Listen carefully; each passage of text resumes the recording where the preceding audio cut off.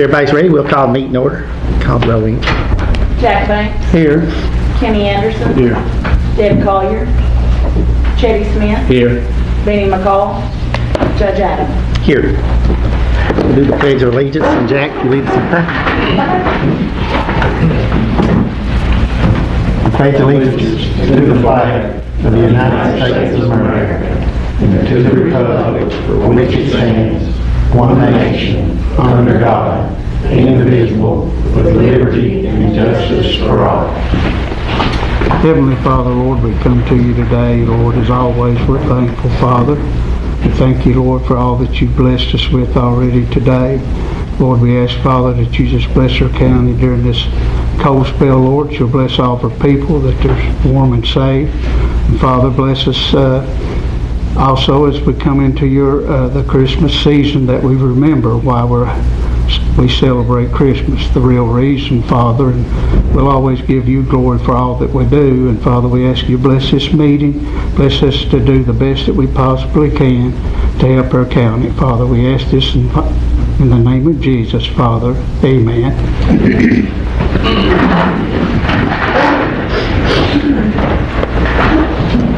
I'd like to welcome everybody here this morning, Monday, December the 15th, 2025.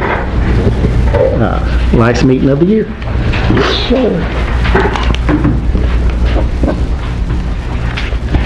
We'll start off with the committee reports. We got any committee reports?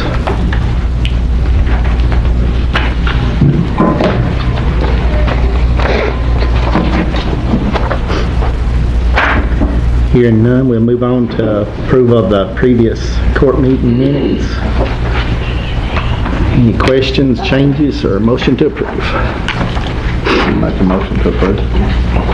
A second. Call the roll when you're ready, Angie. Jack. Yes. Kenny. Yes. Chetty. Yes. Judge Adams. Yes. Move into new business. Item 1, County Clerk's Budget 2026. Mr. Winston Meade.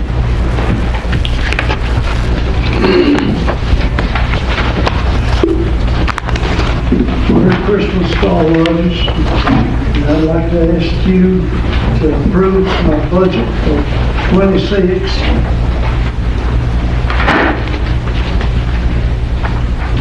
In the amount of $6,873,000. Need a motion on that. I'll make the motion on that first. I'll second. Call the roll when you're ready, Angie. Jack. Yes. Kenny. Yes. Chetty. Yes. Judge Adams. Yes.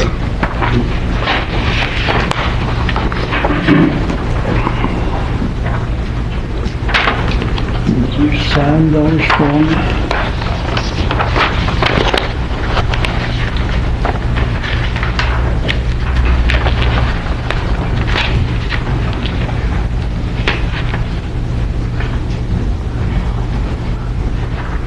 We're going to sign it at least.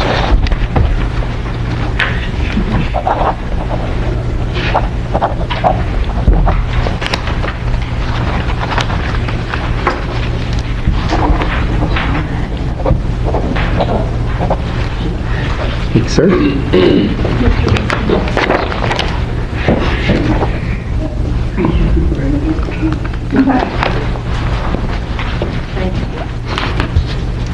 Anything else, Winston? I'd like to invite the fiscal court down to the East Kentucky Veterans Center tomorrow at 12 o'clock. I'm going to present an $11,000 check from the Birdhouse Fund out of the license plates. I'll also have $300 cash where I sold $200 worth of tags at Baker Mill. He donated $100, and all this will be donated to the East Kentucky Veterans Center. I'd like to have all of us down there that wants to be there. We raised $11,000 for each 4 centers in the state this year. Last year was $12,000. It's down to 11. And we've raised well over $1 million on the birdhouse fund since 08 for the 4 veteran centers.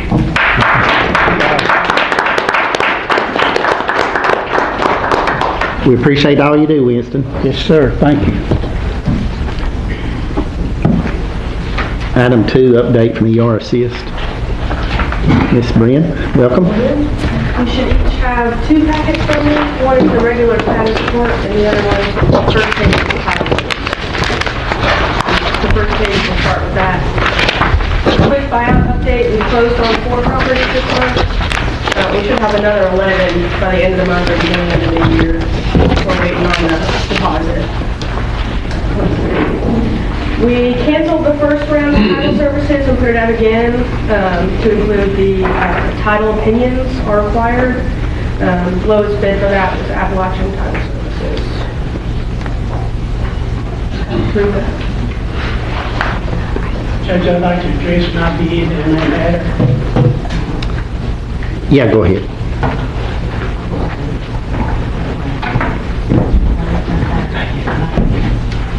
I'm Randall Tackett, and I've placed a bid on this matter, and I haven't seen the other bids yet, but based on what I just heard, it seems like Appalachian got the lowest bid. But I want to present to you that we are talking about the most qualified bid, and that is me as the attorney. And I want to give you my reasons for that, which I have presented to the county attorney and to the judge already, but I'll address the board in full. Thank you, first of all, for letting me address my bid. But this is not about the lowest bid, it's about the most qualified. And I don't believe Appalachian Resources is qualified, and again, I have not seen their bid. They do not have an attorney involved who will give a title opinion. They do have an attorney, Samantha Hackett. Yeah, but she signs her deeds. She's going to act as the title opinions or give title opinions, and she'll... Okay. I have not seen that bid, so I don't know what role she will have. But I will say that the federal regs that governs this program does require a warrant of title, and only an attorney can assist you all in getting a warrant of title. So I'll take your comment that they did, then it becomes who has the best qualified bid here. You all don't have to take the lowest bid. Your own procurement, the Letcher County procurement, says you take the best bid. The state of Kentucky's procurement code says you take the best bid. So I would like you all to look at my application, and for those that know me, I've been doing this for 45 years. I have a staff of 6 people who do title work, and I'm very, very familiar with Letcher County properties. I do title work for both local banks. So I would submit to you, if it is a matter of looking at the most qualified bid between the 2 attorney bids, then I am the most qualified for those particular reasons. I would ask you to consider that in your deliberations as to which of the 2 bids you want to entertain for this next program, which will be a lot. This is going to be over 100 titles, understand, Judge? Yep. So it's going to take a lot of people and a lot of effort. And we feel, since we're local and just down the street, we can meet that requirement, as we've already done before on other bids with you all. So again, I have not looked at Appalachian Resources bid. I don't know the extent of what role their attorney will play. For instance, they're going to assign the opinions, then you're going to get title opinions. It would be my title opinion versus their title opinion, and I would submit that given all the local circumstances, you should, I would appreciate the nod. but I understand. I will add that this is just round one, or technically round two. There will be more opportunities for title services. This is just round one of NRCS. We'll have another 90 in NRCS. Do you know how many titles this will be, Brenda? This one will just be 90, roughly, probably less Just than that. 90? Okay. But just for the first round, we'll have more Right. after this. Well, my bid has been consistent over the last 2 years. I've never changed a dollar up or down to try to beat somebody or match something. This is what I feel we're worth with my staff of 6 people. And my bid's going to be the same, guys, every time. That's the best I can do because I know the work involved. And so it'll be the same. I'll be here the next time. I won't give up, but I'm asking you to consider the best bid versus the lowest. Thank you for your... Appreciate your comments. And we can always split the award, do half and half. It is, 90 title services, so we could always split it. We'd have to get it approved by NRCS since it's the difference in price, but that is something that we could potentially do as well. It's plenty of work to go around. Exactly. Yeah, Thank you for your attention. thanks. Do we have to answer to anybody if we go with a higher bid as far as?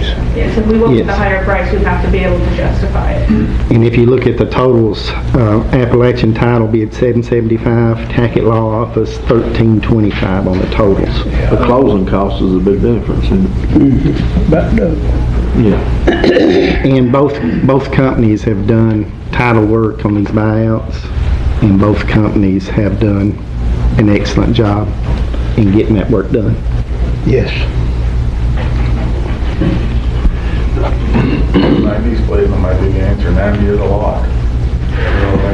It is a lot. It'd make the work go faster, so that's always a benefit. Properly, we're required to go with the best bid, not always the lowest bid. okay, Uh, I guess my only issue is you're talking $40,000 difference. yeah. And it would all be covered. If I may add, that money comes from them, not you. It does. It's nothing the county would be paying, but it is NRCS money and they do have to approve it. So, we could always split it now under the stipulation that NRCS does approve it. And if not, then we would just divert to lowest price. Reason being the amount. Yes. I think it would be easy to justify to NRCS. And Okay. the quantity of properties, I think it would be fine. But again, they have to make that call. Yeah, basically split them, due to the timing of it. Yeah. Didn't get 90 could hold us up. How you suggest we would do that, Jamie? That would be our written justification. We would give half to Appalachian Title, half to Tackett Law Office. And the reason we give the half to the Tackett Law Office is due to the volume of them and the timing of getting it done. Subject to NRCS approval, if they can say that's not sufficient justification, we could revisit those other half, but that, for today, I think would be clear. Okay. Before we half and half. So I'll make a motion that we accept both bids contingent on NRCS approval Yes. at the rates that they are. And it's based upon the timing, the volume of them and the timing of getting done. Volume and the time. And if NRCS declines to approve, that don't hold us back. We keep the course with Appalachian Title getting all of those. Okay. Do we have a second? I second. Call the roll, Angie. Teddy, Yes. Jack, Yes. Kenny, Yes. Judge Adam. Yes. And check on that as soon as possible, dude. Call them. I don't think it'll be a problem, but their money is going to check. Yep. All right, moving on from buyout, we've got, Letcher County has a hazard mitigation grant for stream health. The current grant is just for the design phase. That's developing specific plans for FEMA to review. So once the design phase is done, then it will move for approval and then it will move to construction. Last week, the scoring committee interviewed 5 qualified contractors that submitted proposals for the project. Following review, interviews, and evaluation, the committee selected 4 stream design engineers to move forward. 3 of them would be for the stream project, and the last one would be just for special sites as they present themselves.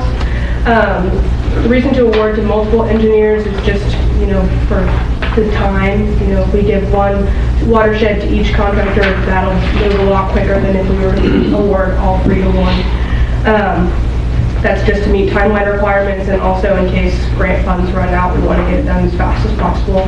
The selection committee recommends to move forward with Beaver Creek Hydrology, Civil and Environmental Consultants, CEC, and Resource Environmental Solutions, LLC, to do the watershed work, and then New River Engineers was selected to work on potential special sites. All 3 contractors have capabilities, or all 4 have capabilities to work in person in Letcher County as needed. Let's see, they were not selected for lowest price, but rather for qualifications, since we want it done well and done fast. So we just need to approve those 4. And what that is a grant that we applied for and received on studying the 3 tributaries that come out of Letcher County, the North Fork, the Poor Fork, and the Cumberland. And the Poor Fork is the Cumberland, and then the other is the Big Sandy. So we will have an engineer in each of those tributaries studying the water flow and the flood damage and ways of mitigating that going forward. I was on the selection committee, and Jack and Chetty and Paul Miles and Perry Fowler was on that. So we met with those folks via Zoom and had some good applicants, and that was the choice that we came of the applicants to do that. I think it's going to be a good project for the county and getting some of our issues in our waterways cleared up, and that being a sooner project than later. So we need a motion on those engineers. You want to read those again, Brian? Yeah. Beaver Creek Hydrology, Civil and Environmental Consultants, and Resource Environmental Solutions. And the second page of that packet is their prices, but there will be a term of agreement on each contract, so they can't charge a ridiculous amount for those. So are we selecting 3 engineering? And as the 4th, New River Engineers was selected for the potential special projects, not Okay. related to stream, but, or as a backup in case one of them thinks they don't want to do the work for the amount or something like that. Okay. So we need make a motion for, I tell you, we scored Beaver Creek high. They just about answered every question. So make a motion for Beaver Creek. It'd be a motion for all three of them plus the 4th. And CEC was the second one. CNC. Yep. They answered real well. And was it LLC that Chetty, was that how many you scored that? Yeah. LLC would be the 3rd engineering that would get all 3 tributaries of the Kentucky River, or the 3 rivers. Coming out of Letcher County. I'll make that motion for those 3, and then the backup would be New River Engineering Incorporated. Do we have a second? I'll second. Call the roll, Angie. Chetty, Yes. Jack, Yes. Kenny, Joe. Yes. And once that engineering phase of that's done, we will be utilizing local contractors to do some of that stream work, if at all possible. And North Fork includes the Rock House. Yes. Rock Yeah. And Beaver You Creek. might ask that, because I did. And Beaver Creek will be doing that one. Last thing I got is just a resolution for the local share grant for this project, so I'll just read it off and then you guys can approve it. So it's an applicant resolution authorizing the submission of an application and the execution of all required agreements. Whereas the Letcher County Fiscal Court of Letcher County, Kentucky is eligible to apply for and receive federal and/or state financial assistance for stream restoration flood risk reduction project. And whereas participation in such program requires the submission of an application and, if awarded, the execution of contracts, assurances, and other necessary legal documents. And whereas the applicant recognizes the need to designate and authorize the official agent to act on his behalf in all matters relating to the application and administration of such programs. Now therefore be it resolved by the Letcher County Fiscal Court of Letcher County, Kentucky as follows. The applicant hereby authorizes the submission of an application to the Flood Control Local Matching Fund Program. The applicant further authorizes and directs the county judge executive and ER assist to execute and submit all applications, forms, contracts, assurances, agreements, deeds, and any other necessary documents on behalf of the applicant, and to act as the official representative of the applicant for purposes of this program. The applicant acknowledges its responsibility for compliance with all applicable program requirements, laws, and regulations as a condition of receiving assistance, adopted the 15th day of December 2020. Just approve that, and then Judge will have to sign it. Do we have a motion on that I'll resolution? make a motion on the resolution. I second. Call for roll, Angie. Kenny, Yes. Chitty, Yes. Jack, Yeah. Judge Adams. Yes.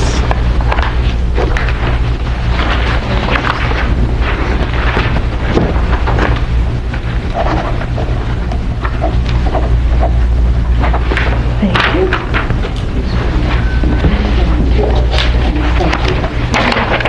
That's it for me, unless there's any other questions. Again, we appreciate you. Thank you.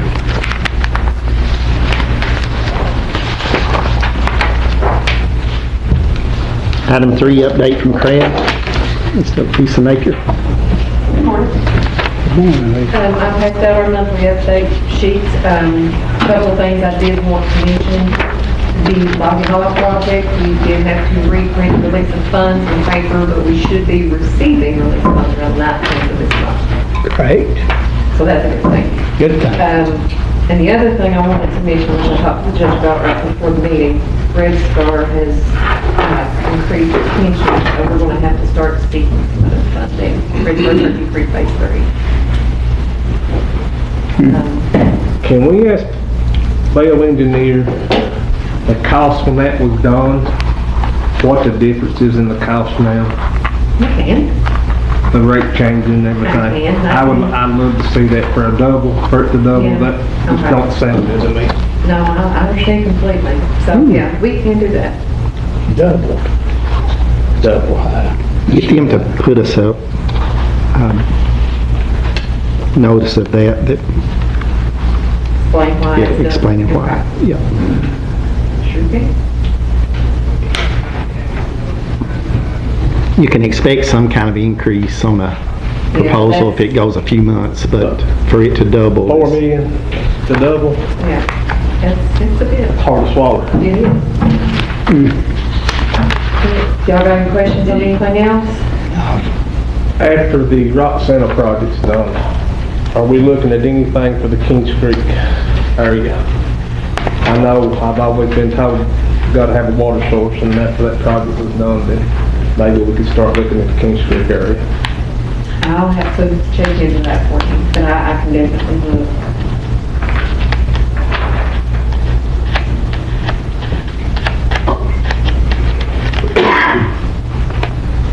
I guess one more I got, has any work still been done on the, I guess, the headline for the Gordon area?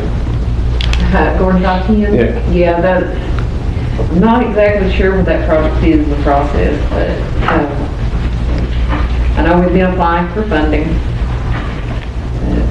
And it had, I know we had some funding here. I'll have to check on that because I don't even see it. We submitted an AML application for it, but we've not received anything, so. Maybe when we have that little meeting, maybe we'll have an update when we meet with engineers if it's possible. Okay, I can do that. Thank you. Thanks, Lisa. Thank you, guys. Thank you, Lisa. Item 4, amended budget for the sheriff's office. Ms. LaShawna Frazier. Okay. you'll find the amended budget for 2025 after going and comparing and fixing the numbers to what they are. It's just a correction of the numbers. That is our law.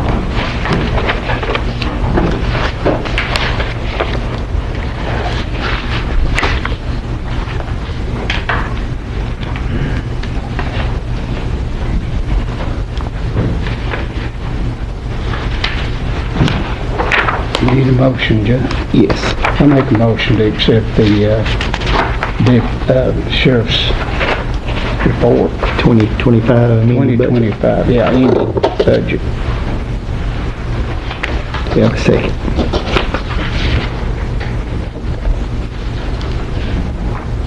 I'll second. Call the roll, Angie. Jack, Yes. Kenny, Yes. Chetty, Yes. Judge Adams. Yes.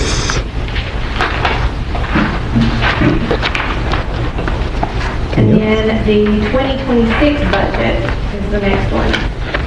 It's just the estimation of upcoming as well as the salary set for 2026 and the investment schedule for 2026.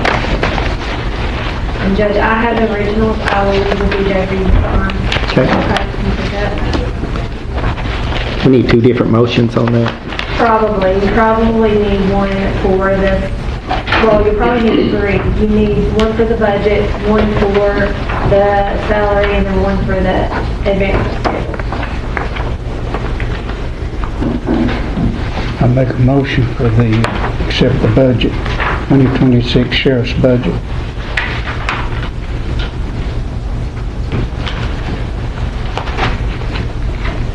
We have a second. I'll second. Call the roll, Angie. Jack, Yes. Kenny, Chetty, Yes. Judge Adams. Yes.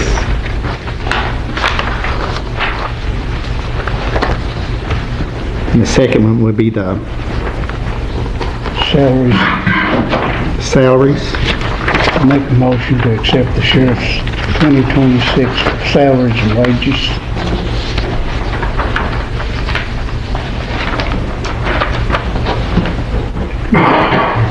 We have a second. I'll second.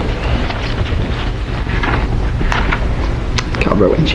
Chetty, Yes. Jack, Yes. Kenny, Yes. Judge Adams. Yes. And then the third would be the advancement. For 26 advancement. I make a motion for the advancement of the sheriff's office 2026. Do we have a second?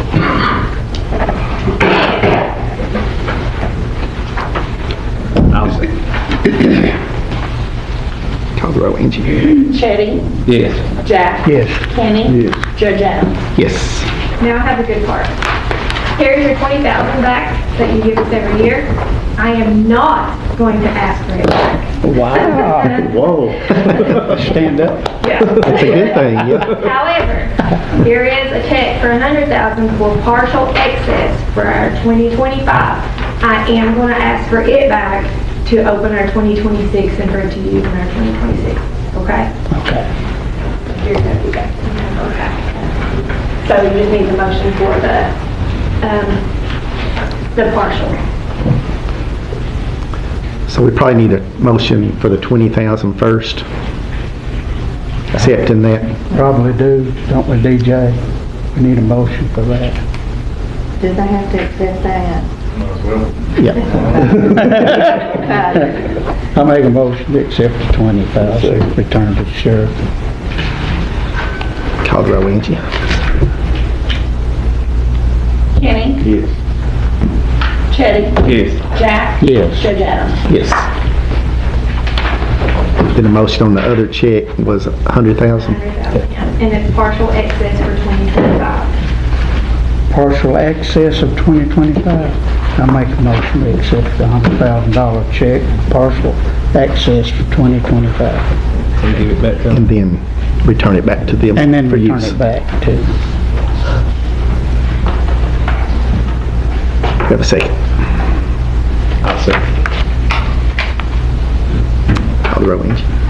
Jack? Yes. Kenny? Chitty? Yes. Judge Adams? Yes.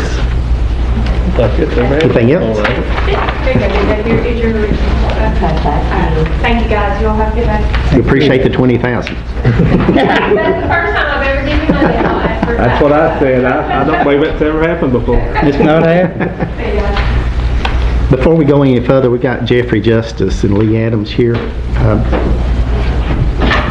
They wasn't on the budget, wasn't on the agenda, but let them speak about some programs. Anything that needs action.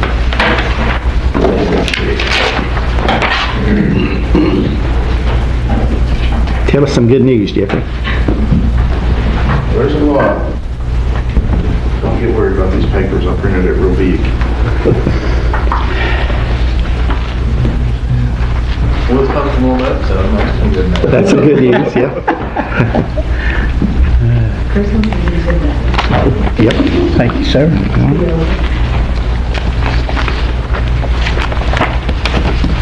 Thanks.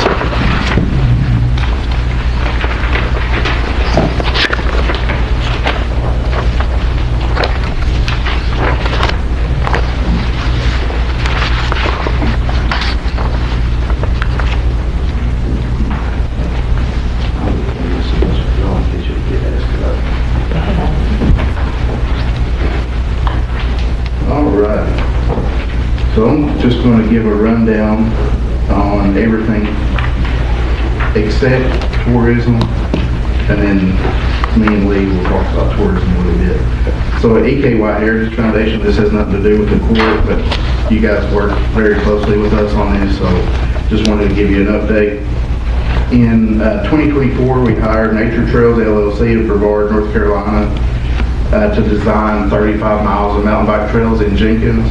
They started that work at the end of 2024 and have now finished it as of last week, doing the marking. So they've been on the mountain in Jenkins marking where the trails are going to go. And then finish up our environmental work. We'll be able to bid that out hopefully summer 26, and they estimate mid-2027, late 2027 completion on that. We hired architects for the cabins and the lodge on that property. It's a Raven Rock property in Jenkins. Finalized floor plans for the cabins. We've hired our environmental consultants this year. They in the process of doing their bat study. They've been in town doing the bat study. They're doing the wetland delineation. They were on the mountain doing that. But everybody's surprised at how big the mountain is and how steep it is. So it's taken a little longer than they thought it would. And that's with the Timmons group. They're out of Raleigh, North Carolina, originally. On Thunder Mountain, the architects have reoriented the shooting range. They did have it shooting right into the evening sun, so we've asked them to move it facing north. They're making some changes to the design, and then going to submit that to abandoned mine lands for approval. With the Chamber of Commerce, we're up to 18 members in our first year, so that's pretty good. Celebrated 3 ribbon cuttings this year, hosted 9 lunch and learn events for the business community, hosted a legislative recap with Scott Maiden, our senator, and Representative Mitch Whitaker to discuss the 2025 session. We're going to do that again this year to discuss the 26th session. We launched Young Professionals of Southeast Kentucky in partnership with the community college here in town, and had an event here in Whitesburg and in Harlan with about 45 attendees, so that was great. And in partnership with tourism, we did a Shop Small Saturday, Small Business Saturday, Shop Small Saturday, whatever you want to call it, gingerbread trail, and all of the business owners were 25 participating businesses. Said that it was fantastic. Right. Everywhere from up in Jackhorn to down off 7, so we got a really good cross section of businesses through the county. The airport board, this one is probably the most, has come along the furthest because it has been at standstill for 21 years. So we have finally started preliminary engineering up there, core drilling. They're doing their geotechnical reporting and geology testing. There's some coal on that mountain, so you can't build an airport on top of coal, so we're gonna figure out something to do with that. The engineers have submitted invoices, and the FAA and Kentucky Department of Aviation have paid those invoices. So that's been great. The patience and persistence over the last 21 years have paid off. And again, that's aside from early property acquisition, that's cost the fiscal court nothing, and will cost the fiscal court nothing. So that's all I've got. Lee, if you want to talk about tourism, We've had improvements to Fish Pond. Thank you guys for all your work on that. New bathhouse was open, new picnic tables, and then the ATV trails were officially opened this fall. And we had a wonderful free fishing day. Every holiday at Fish Pond was sold out at all the RV sites. And I will say too, in the report I got, we had people from 17 different states came and visited at Fish Pond this year and stuff. That was good. Mayfest and Oktoberfest went well. I represented Letcher County at the Kentucky State Fair for 8 days. We partnered with Mountain Heritage Festival and had a booth downtown and worked with Jenkins Cruise In for promotion. We've started a weekly radio show with WXKQ. I also work with Jamie doing things each week. Hope not every week with Jamie. We're working with DLG on getting tourism compliant with state law, and that me and DJ want to get that going. We partnered with Pine Mountain Partnership on the Shop Small Saturday Gingerbread Trail. We worked with Pike County and Johnson County Tourism on the Loretta Lynn site bus tours this summer, and had over 100 people from around the world come and visit Letcher County to see the filming sites of Promising Fire. It's the 45th year of that filming. I want to talk about that compliance piece real quick. It's something that we found, DJ, we've had conversations about this probably going on a year now. So we're doing work on that. Historically, tourism, since its inception, I think it was 2014 or something like that, whenever, long before I think any of us really, tourism always operated its financials out of the county's budget, which in my mind and in everybody else's mind, common sense says to answer to elected officials makes a lot more sense than a board of appointed people, but that's not compliant with state law. So DLG has a new commissioner, and I guess we're digging into a lot of that stuff. So you'll see in the paper, and this is action we've taken, you'll see in the paper Wednesday a notice from the Department of Local Government, because we've been working with them on how to rectify that and still do everything transparently and accounted for properly, since we can't run it through the county's budget. They're sending us a list of steps, and going to have to hire CPAs and go through attestations. You don't have to do audits unless you have over $1 million a year, and tourism's budget is real far from that, from what I understand. So we'll have to do an attestation every 4 years. But other than that, it's all administrative stuff. So nothing to be aware of. I know whenever it comes out in the paper, you'll be getting questions. So that's why I gave you the longer rundown, so that you can have an informed conversation on what's going on. But it is in full partnership with DLG.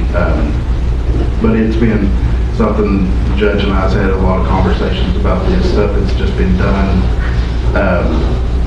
technically, I guess, wrong since the inception, but it really makes a lot of sense that these things would be held accountable to elected officials of the public instead of appointed officials. But we're going to do what the state law says to do, so we'll get all that stuff squared away. But yeah, that's all we got. I got a question about the new sign at the Fish Pond. I just seen it today on how the car to fight one. It don't say nothing about the RV setup, I don't think, does it? The, I don't know. Campground? Yeah. I never know. You know, if you're going to the, say, the Hillbilly Trails, they may, if they see RV parking, they may say, hey, we'll stay right here. Yeah. But I don't think it's sign says we have RV sites, but the new sign from the You're talking First frontier. Yeah. It does not say anything about. Yeah. What we may need to do is update our sign and make it more comparable to the First Frontier sign. That would get that Yeah, more. something that, and I'll just say, the caretaker we have at Fish Pond is amazing. I know you guys pay him, and he works really hard at doing extra things, you know, to make Fish Pond the place it is. And that was one of his things too, he would like to see me sign. And he said he would put it up and all that, you know. It does have our phone number on there, and it does say, I believe it does say we have RVs, but it's not on that First Frontier. It's not as noticeable as the First Frontier sign. I know every time I was up there in the fall, it was packed, the campground was packed. And it's a beautiful place up there, so I think that was a good addition. And thank you, Lee, for all you're doing. I know you put in a lot of time. I love where I help live, us. and I only want people to come and visit here. That's right, that's That right. phone doesn't stop. And most of my calls are for Fish Pond and want to know how many RV spots we have, and if it has a sewer hookup or water hookup and electricity and the 50 amp or 30 amp. And how long is the RV or the RV spot? Do they ask about Wi-Fi? Yes, but A lot of now I'm allowed to say that we have Wi-Fi. Yeah. There. Phase 1 and phase 2 of the Wi-Fi project is alive right now. Wow, that's great. And that's a Starlink system, Started. at Fish Pond. Yeah, But thank you guys. Appreciate it. thank you. Thank y'all for the update. Appreciate Thank you, it. Jeff. Need more campsites. I know. Item 6, the jail commissary report. Sure.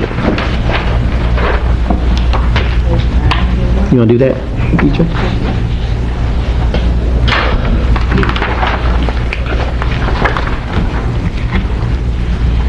Did they give us something on that security, on this hotel? They did. You know anything about that, Judge? Do not. On the commissary fund, the beginning cash balance on 11/125 was $48,154.14. Total receipts was $22,487.26. Total expenditures, $17,154.07. Ending cash balance on 11/30/25 was $53,487.33.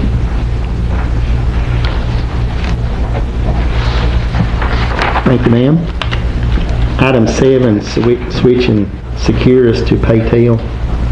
We will wait on that until we can get further information on that. Yeah.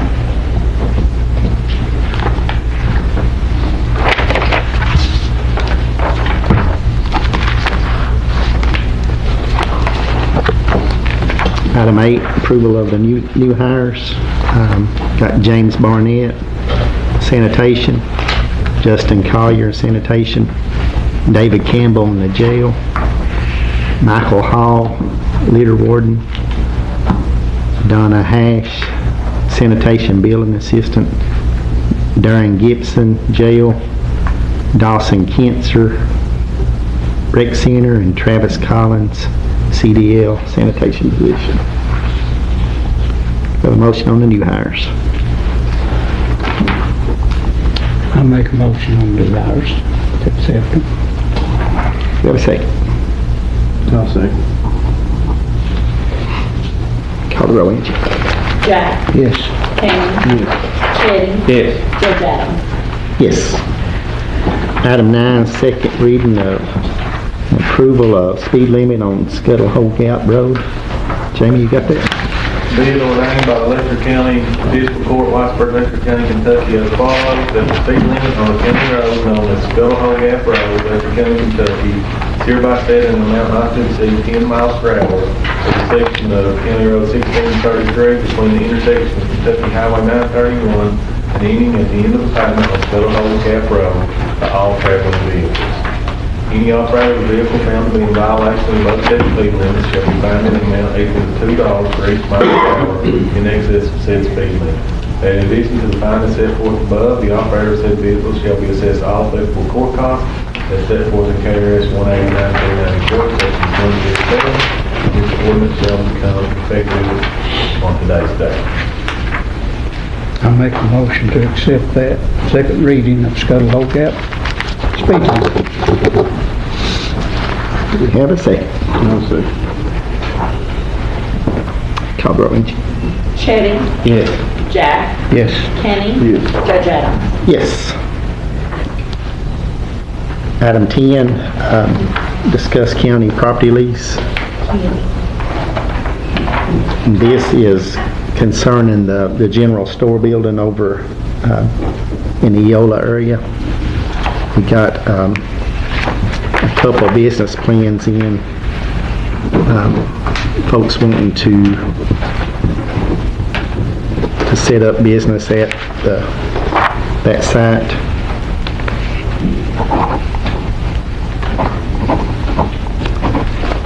Both of them seem to be excellent plans, and that would be leasing that building and taking care of the utilities and things, and getting a business back in that area.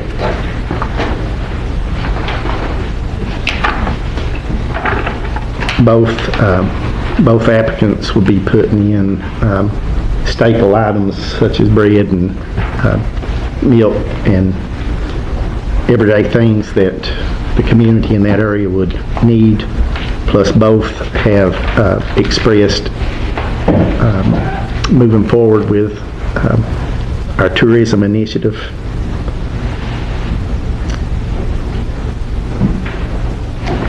Both excellent statements. They are both excellent. I'd like to get somebody in there this winter, just that a building sitting empty is, it's hard on the building rather than having somebody in there. I would entertain a motion, or we can further look into them, however y'all see fit.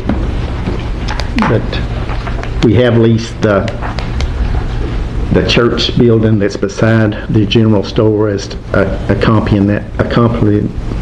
complementary of that building as well, to if there's events or whatever, that folks can use that church building. I have spoke with one here, the first one, Philip. He has a great idea too. Like you say, they're both good ideas. I don't know how to, haven't actually met the second one. I don't know if we, what do you think, Kenny? Got any ideas on that? Or do you, I really do like that one, the first guy I met, but maybe we.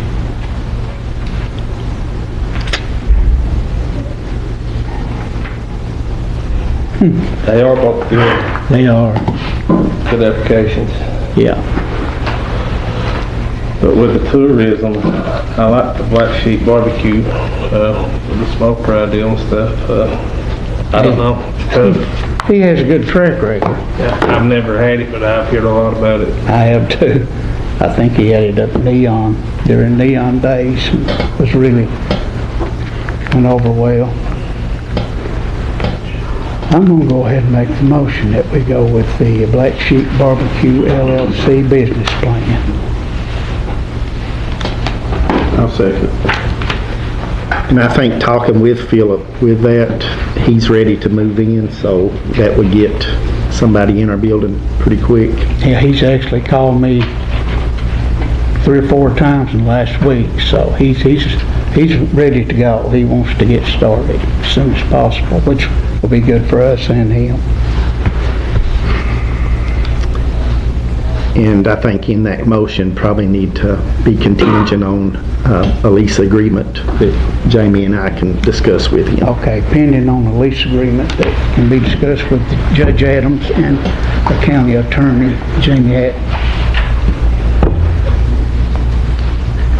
If you got a second. Yeah, Kenny. Call it, Angie. Chitty, Yes. Jack, Yes. Kenny? Yes. Judge Adams? Yes. And that'd be good to get somebody back in that building and, The second building is going down good. yeah, it is. That's right. It's hard to decide between the two, but they're both good.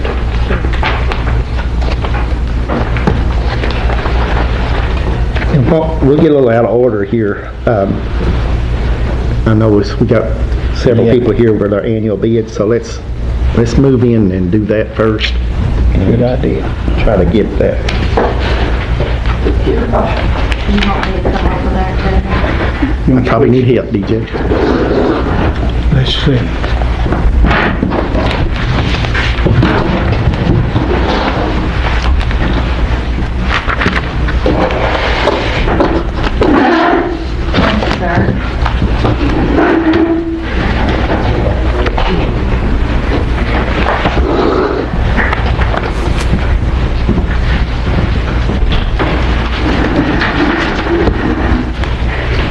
This is always a lengthy process, so y'all can bear with us on that. It sure is. You're gonna need your room too, buddy. I think, man, over there, they need that call. Might be by design. All right. We can.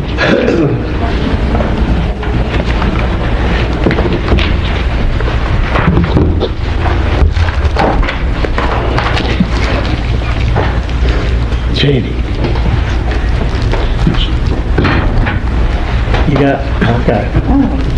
While everybody's getting ready, well, DJ's getting ready, everybody check out Chetty's Santa suit. I like some, Chetty, so everybody can see it. He needs to age his kids. You have something to it. Thank you. That's fine, I got it. 3 months. How'd you miss everything? Can't find it. Oh, there it is. So Well, that is cool. Chetty's all lit up there, so. Merry Christmas. Yeah, you gonna say that model? Yeah, you gonna say that model? Okay. Okay, we're not sure. I sure need to go Of course, for you keep, you can dress like Santa Claus. I'm just saying. Ain't nobody else here. I showed up that turkey thing. I thought some water.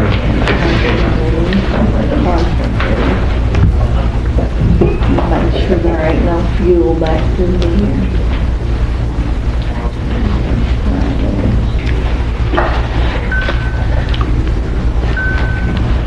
So the first one we'll go over is fuel and petroleum products.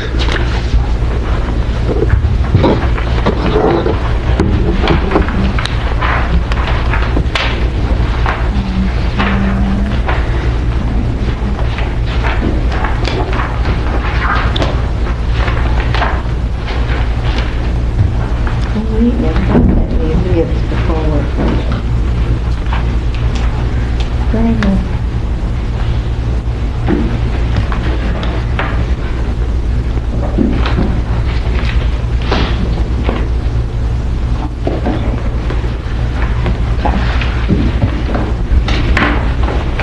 What's wrong with fuel? One bid for the fuel.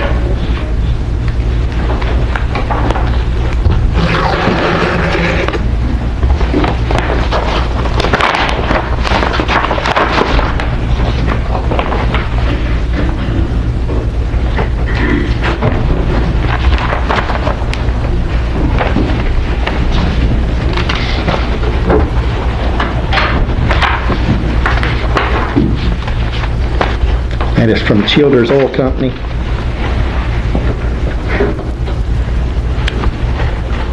This is highway grade diesel fuel. Yes. Okay. Base price, $3.22.9, 3.229 base price. Freight 0.05. Cost per gallon, including delivery, is $3. $2.79.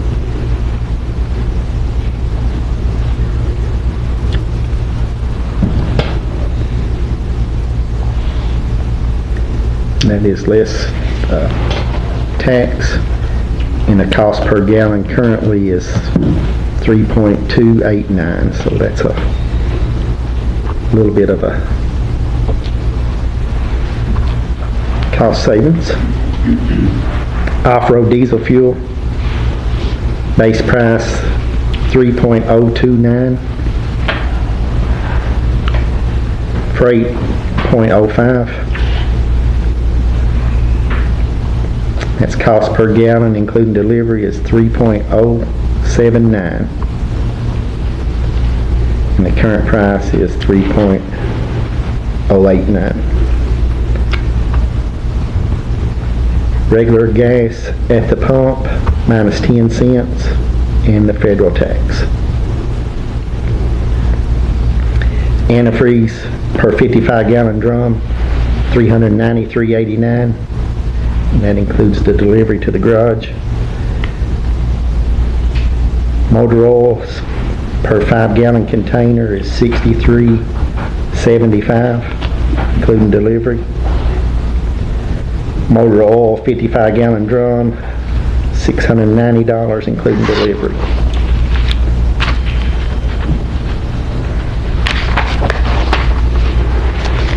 That is everything. What did you say was the antifreeze 55-gallon drum? Antifreeze 55-gallon drum, $393.89.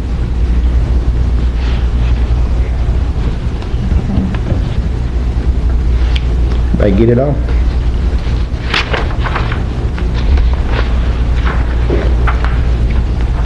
Need a motion to approve.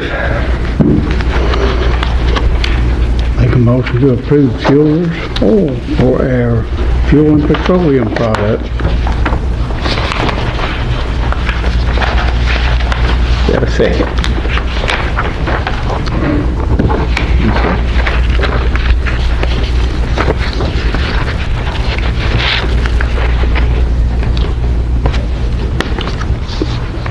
Call the roll, Angie. Kenny? Yes. Chetty? Yes. Jack? Yes. Judge Adams? Yes. Now, we'll add that they keep up with us excellently at the garage on what we need. They get it to us quick and no issues. What's next, DJ? Culverts. Got these three. This right here says B-Broad, it says culvert and gravel haul. And then here's another one that says B-Broad, culvert and gravel haul. That, he didn't know which one we put in the envelope, so I told him to put them both on there, and we would Okay, so see which start one. with that, I guess. Let's see if we need this one. First one will be B-Brock. And this is on culverts. So, Yeah.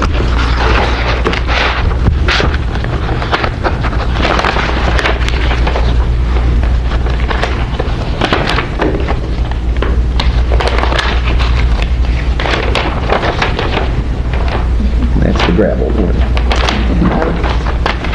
Well, we'll switch them back out then.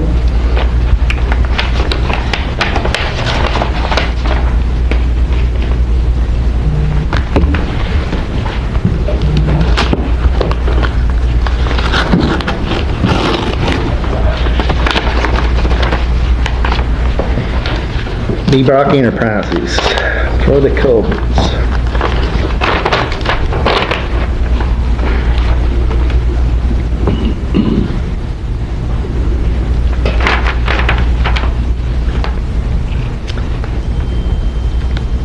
Eight-inch, $10 per foot. That's picked up and delivered.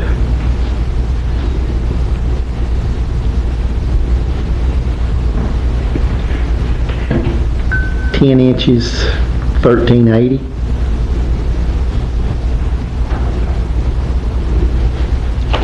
12 inches, 1420. These are delivered, right? All these prices? Yes. Okay. There's no change picked up or delivered on this price. 15 inch, 1573.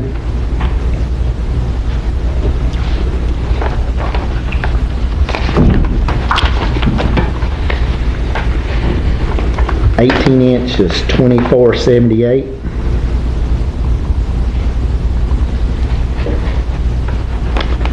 24 inch is 3432.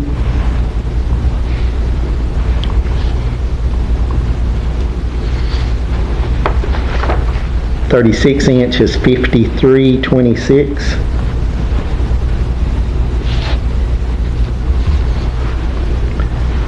48 inch is 7975.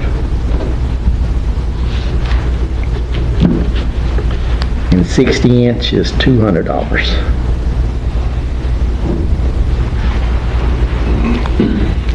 Those are per foot.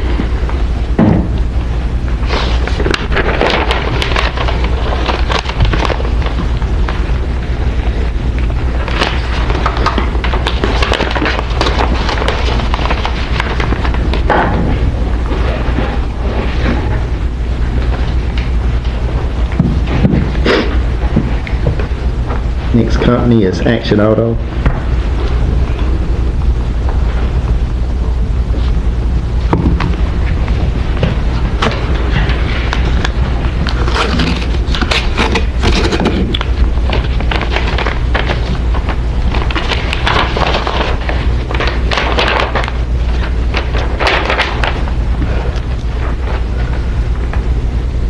Delivered price as well.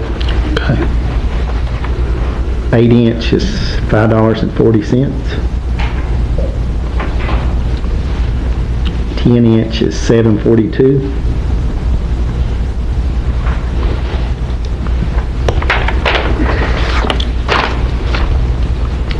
12 inch is $8.37.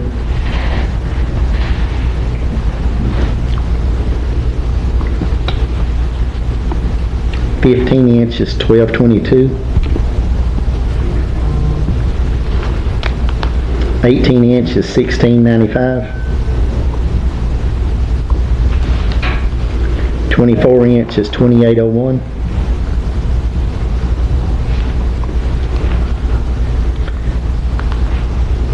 36 inch is $48.17.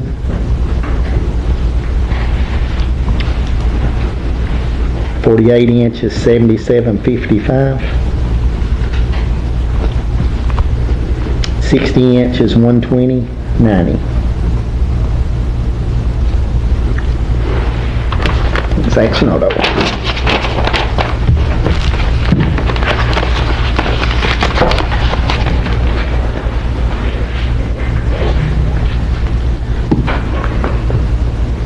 Next one is 407 Supplies.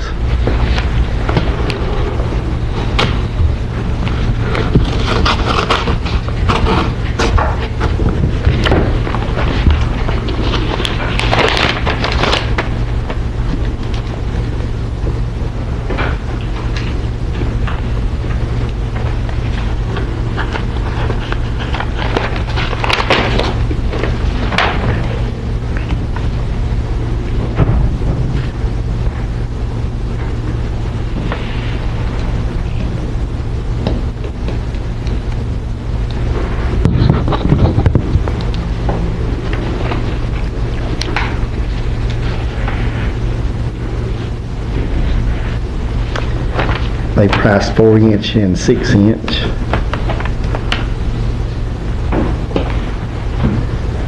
Starting off with our bid at 8 inch. That's a 20-foot section. Do a little math there, looks like.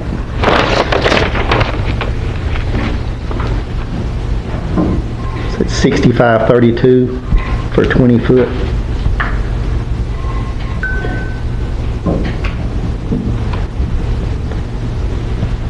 10 inch is 104.20.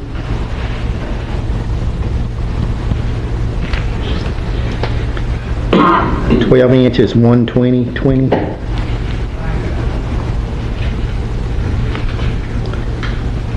15 inch is 151.80. 18 inch is 230.60.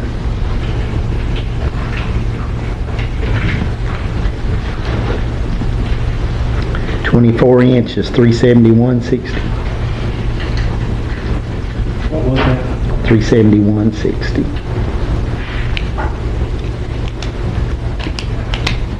And borrow your ink pen, Jamie. I'll just run out of ink.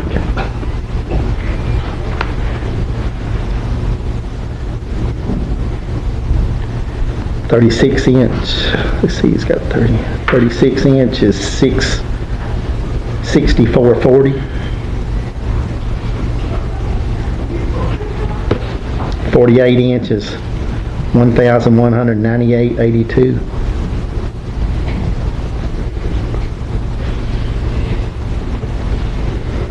60 inches, $2,268. If you figured them, Kenny, you figure them? I'm working on it. Okay.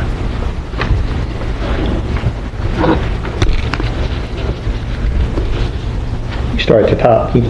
I'm at the bottom. He's almost got it.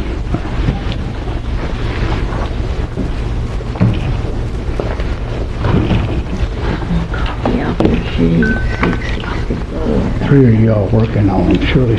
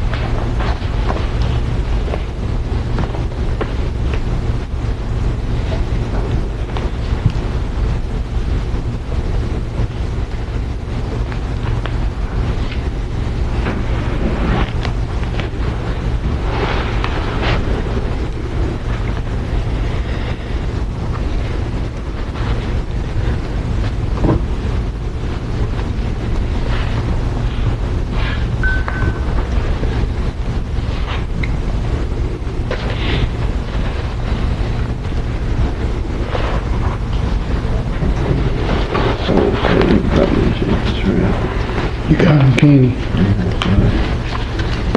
I'm cheating math. Like I was in school. You got the answers.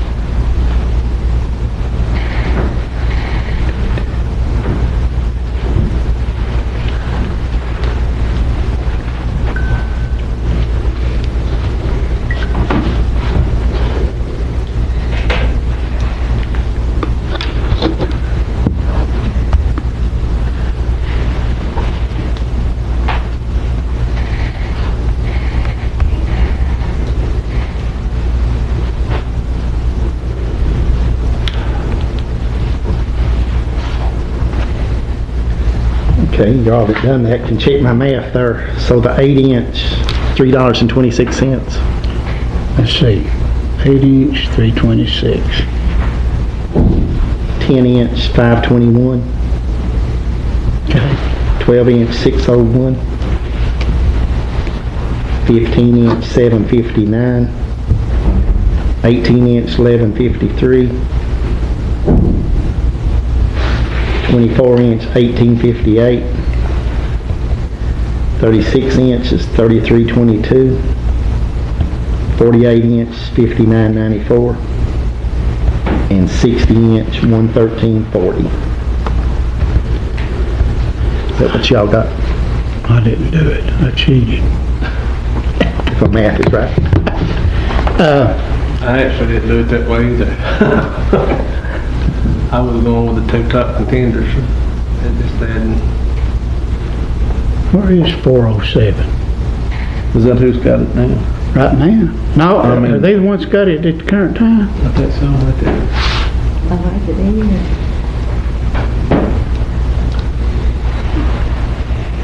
Well, Is somebody here for 407? Yes, sir. Is that the delivered price to our lot? No, delivery is $85 unless it's over a $1,250 order, and that's free. It changed. $1,250 free delivery. And we do that right now. We've been bringing y'all about that. So this price is if we pick it up, and what's that delivery again? $1,200. $80 a load unless it's over $1,250. If the order's over $1,250, it's free delivery. Is that what we currently have? Yes, sir.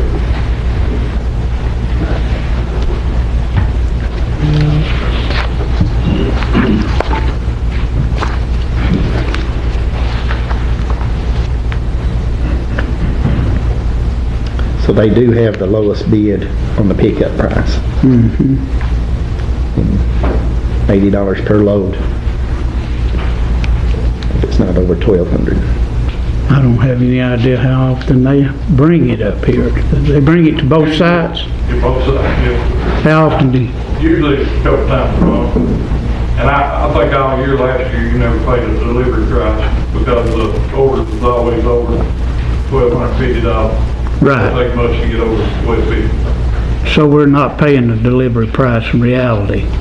If the order is over $1,250, delivery fee is free. Well, it wouldn't take much to be over $1,250. That's what I say last year. If they brought 4 or 5, it'd be. Yeah, that's what I was thinking. Y'all just pay delivery fee one time last year. Oh, okay. Yeah, we usually get a truckload every time and they put the smaller culverts inside the bigger ones, so. Right, It's, right, so they have a load. Yeah. Is that the only three, Judge? It's the only issue I got, that is, if we on the job, it shuts every man we got down for 3 hours to go get a cover, come back put it in. If we're paying wages the whole time, they have to go get a cover. Well, I think what we done last time, if we had to have it, we get it in action, ain't that how it was? No. So they're either gonna have to go to Mayking to get it, or they're going down to site at Isom to get Unless it. it's the site they know when they go out in the morning, they gotta have covered on, they can take it with them, but if it ain't, when they get on the job, they have to have covered. It usually shuts their job down for a while. in looking at it both ways,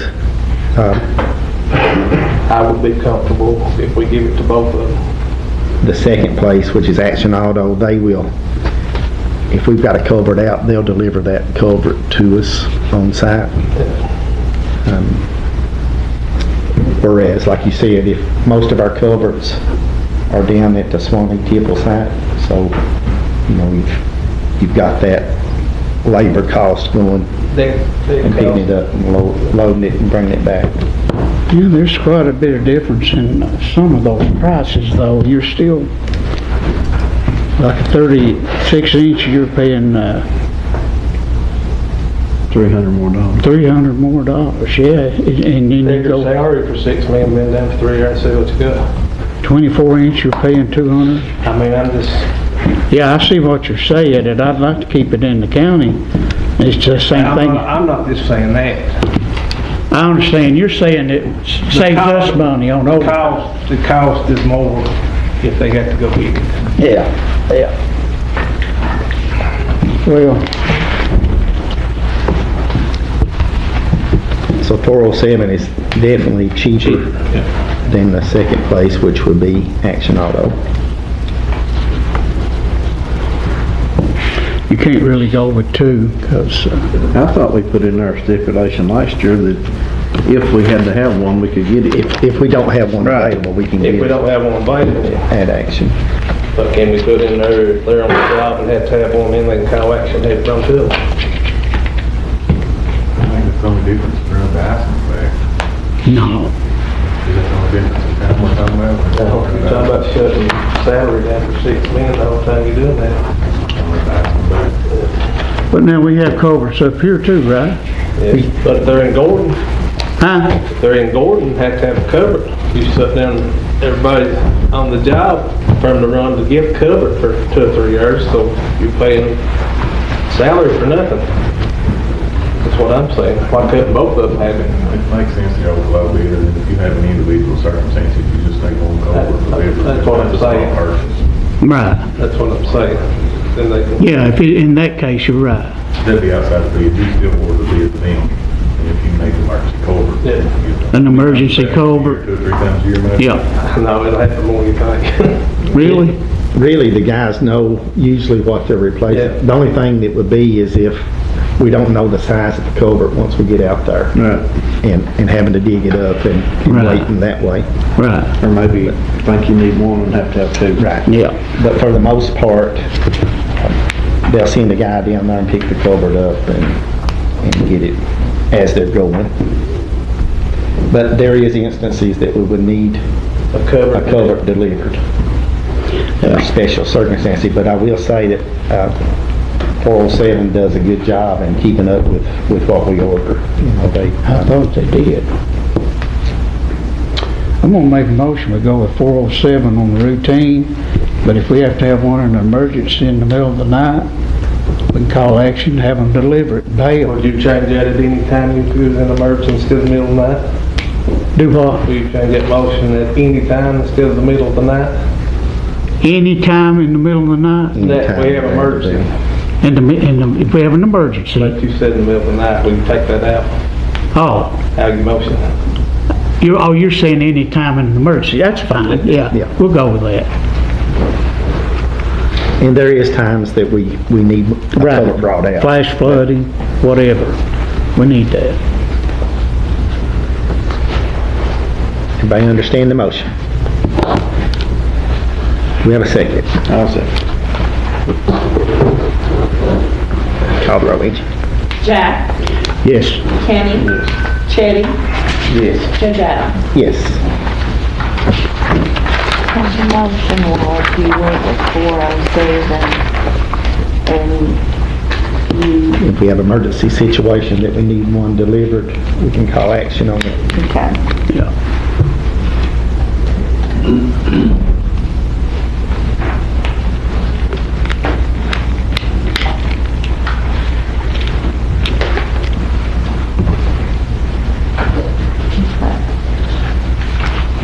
The next one is crushed limestone, isn't it? Yeah, I think there's, just one of these that is for a multiple zone. This Gibson Greg is crushed limestone and it's got a hobby with it.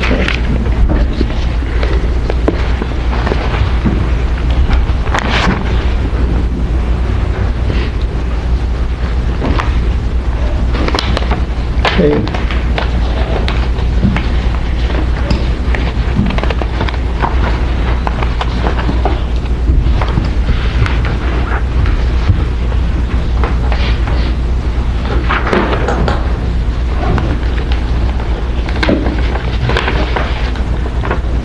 First one is B. Brock Enterprises.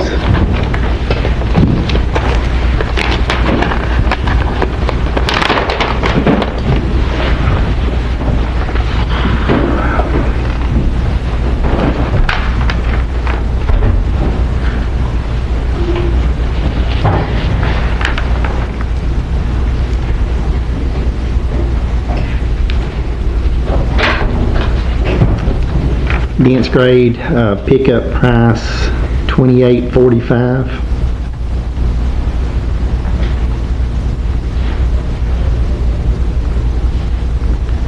Delivered $28.45.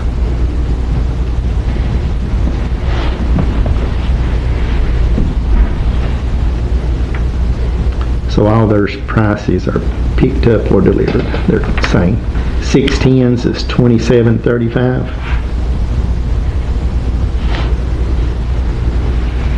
57s is $30.90.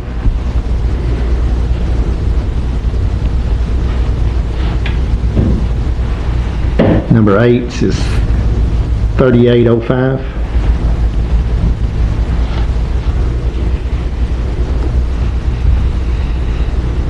Number 2 is $30.35.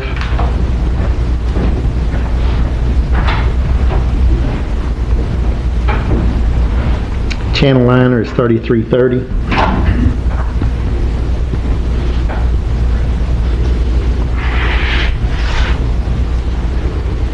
Number 10 limestone is $27.35.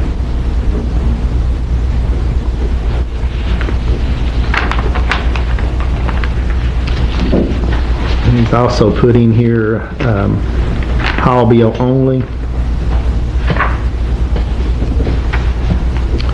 From the Gordon plant is $11.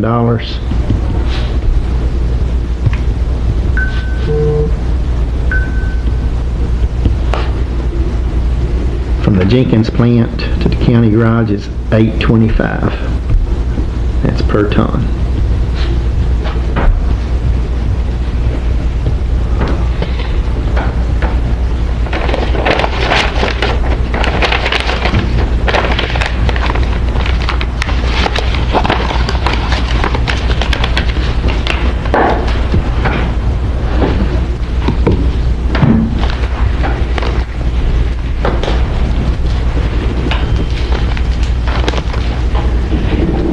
Next one is Mountain Marietta.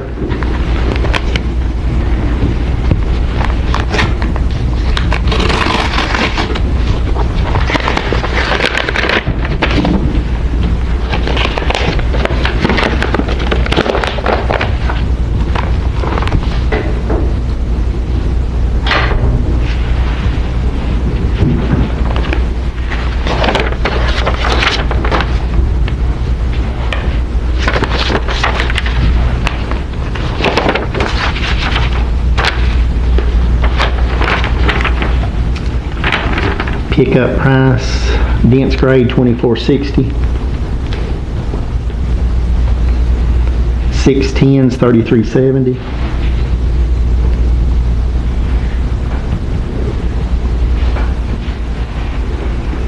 57s is $28.80.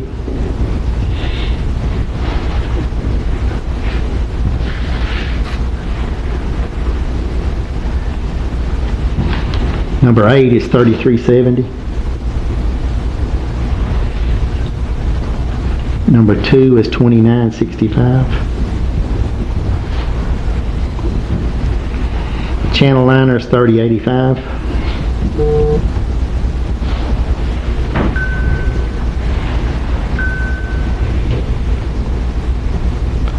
Number 10 limestone is $29.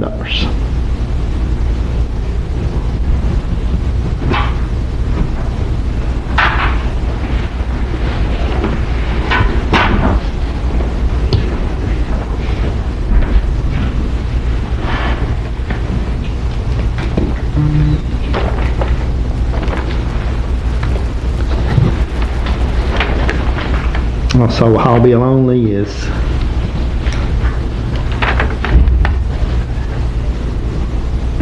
$6.50 per ton. How much, Drew? $6.50. $6.50, okay. Plus $1 more for class 2 and class 3 are in riprap. So it'd be $7.50 for those. Okay.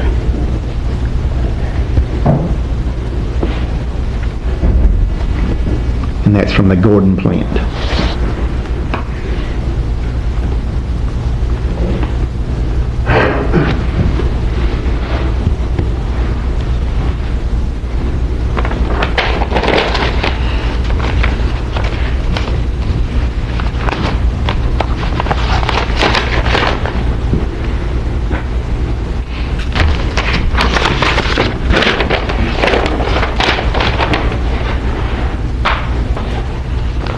Next one is East Kentucky gravel sales.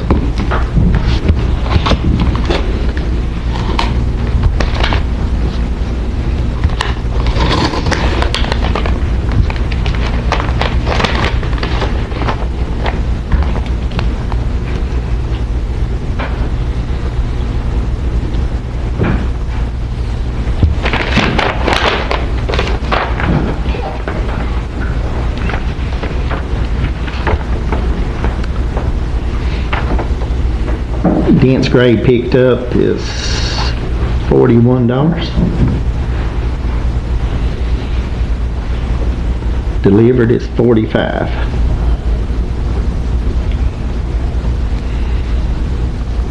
Six tens is $41. Delivered is $45.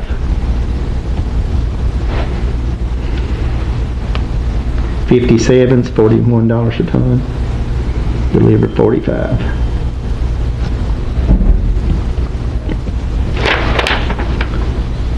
Number 8 is $46 picked up.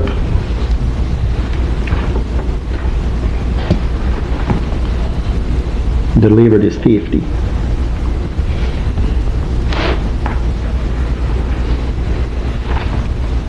Number 2 is $42 picked up.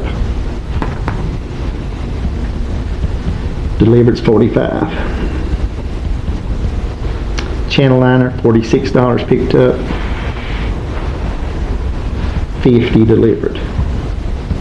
Number 10 limestone is $46 and $50.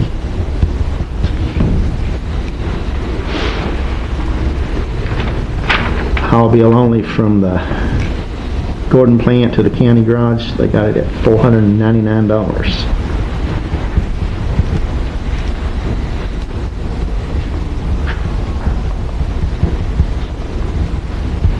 From the Jenkins plant, $299.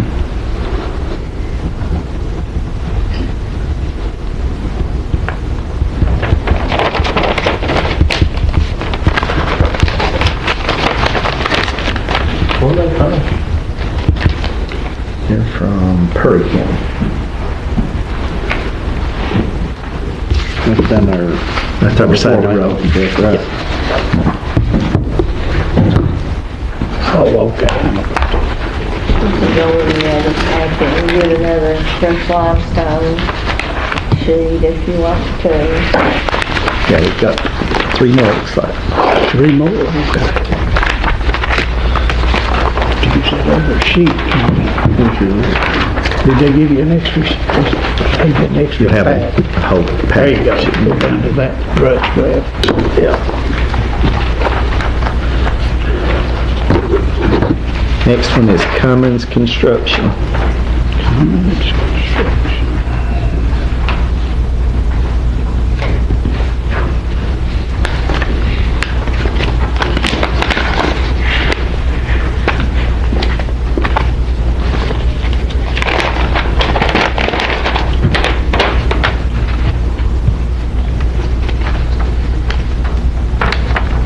He's bid haul bill only I'll be on that, okay. from the Gordon plant.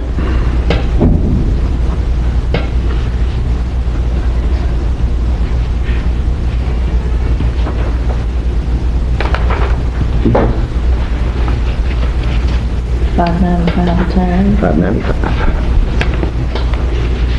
$5.95 a ton from the Gordon plant. From the Jenkins plant is $3.75.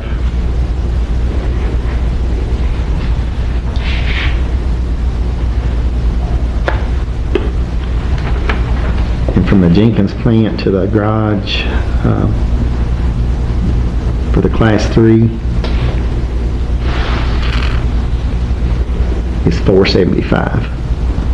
So it's adding $1 on for their Okay. for the bigger rock.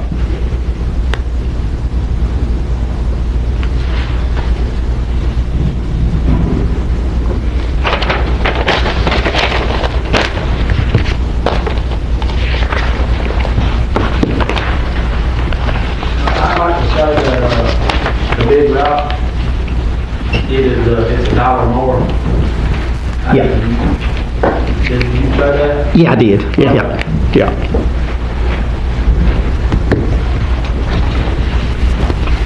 Next one is Mountain Aggregates.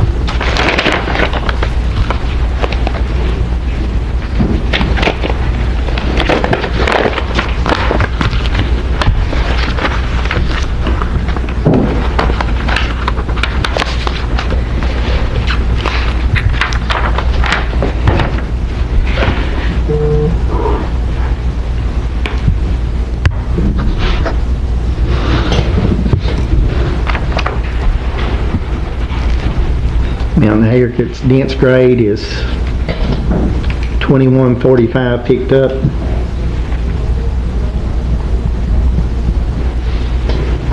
$25.95 delivered.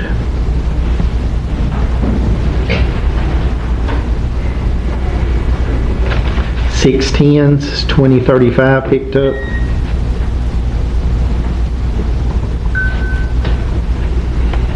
$24.85 delivered.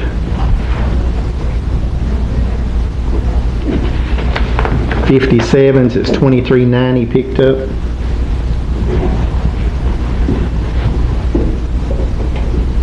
$28.40 delivered. Number 8s is $31.05 picked up. $35.55 delivered.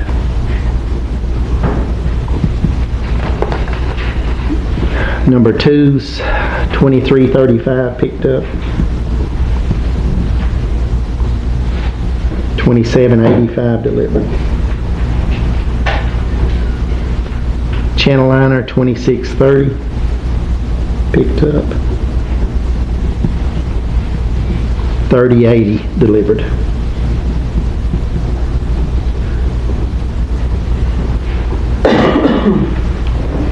Number 10 is $20.35 picked up.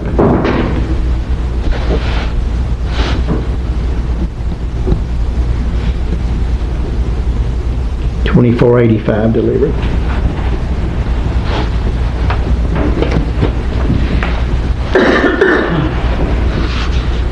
Haul bill only from the Jenkins plant is $4.50.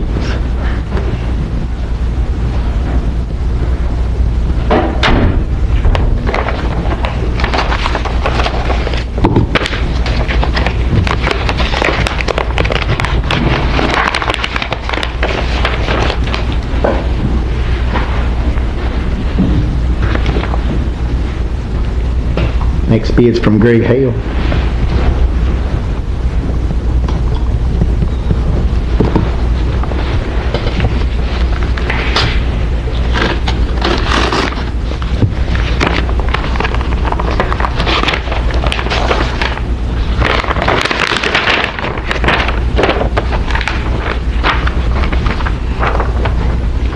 Haul bill only from the Gordon plant, $5.95 per ton.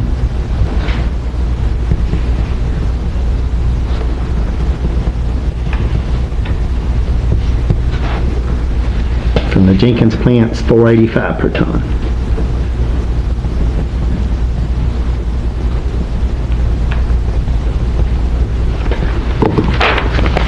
Last one ain't DJ?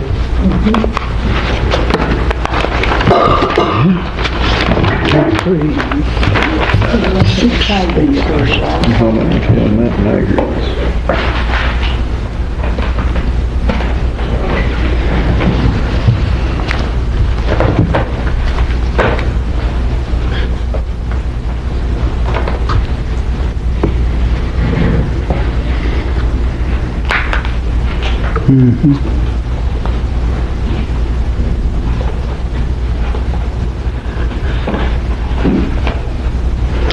Mountain Aggregates is low on pickup and delivery. Probably the Jenkins haul bill too. Well, haul bill only. It's lowest on haul bill. Commons is lowest on haul bill. He sure is. Definitely cheaper.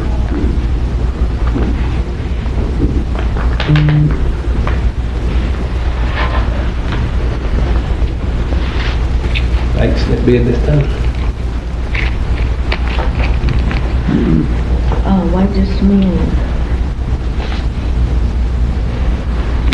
If you're voting on haul bill, you probably need to open that too, don't you? Yep. It don't say it, but I'm sure that is. Yeah, don't say on there what it is.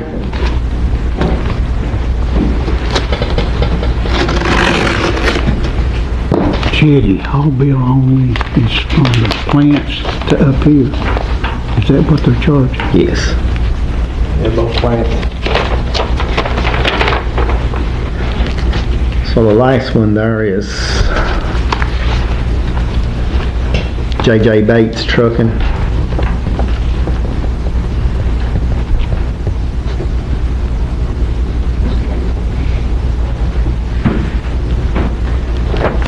It'd be haul bill only. From the Gordon plant to the garage is $6.50 per ton.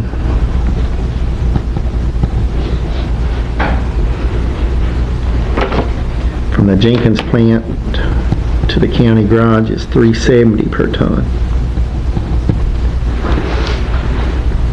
And both of those prices for the class 3, it's increased by $1 at the Gordon plant.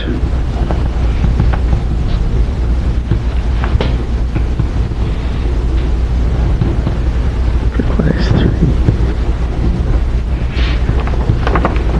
And class 3 at the Jenkins plant,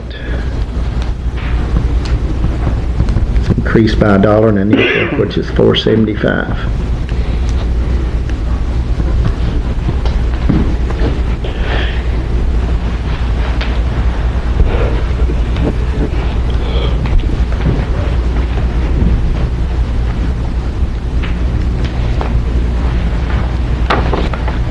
Any more, DJ?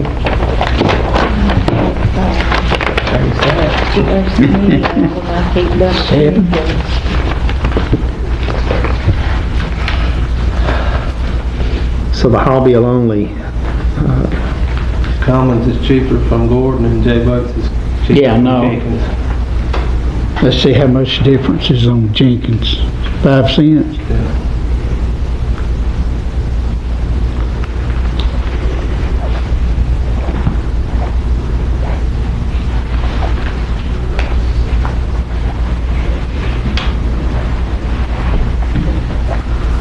How do you do that? Can you award Bates from Jenkins and Commons from Gordon? Would that work? we could, couldn't we, Jamie? Are they pretty close to the same price? Commons is cheaper coming from Gordon. JJ's cheaper coming from Jenkins. 2 different plants. So they'll be award Commons coming from Gordon, JJ from Jenkins.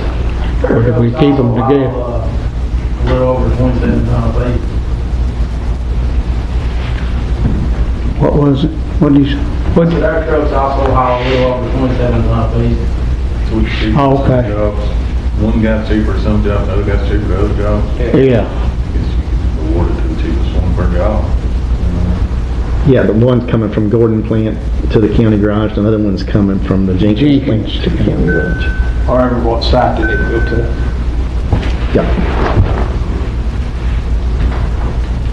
So I don't see a problem with awarding to both contractors, so that, Actually, we talked about ones where they move them to the sides, if you're working. We talked about like the Gordon plant, if we're working in that area about to use both plants, with awarding both. If they're working in that area, use the Gordon plant. But then you cheapest to the garage. Yeah, cheapest to the garage and So they'll both haul to the job or the garage? yeah, from the closest plant to the job. Okay. So if we working over in Gordon, it wouldn't be, we wouldn't haul it from Jenkins. No. If it's general hauling and dumping it at the county garage, that's the one that's shipping over, right? So we award to that.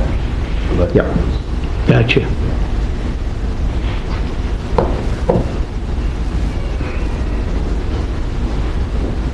that's after all that is. Huh? So we had 2 motions. Yeah, that's kinda.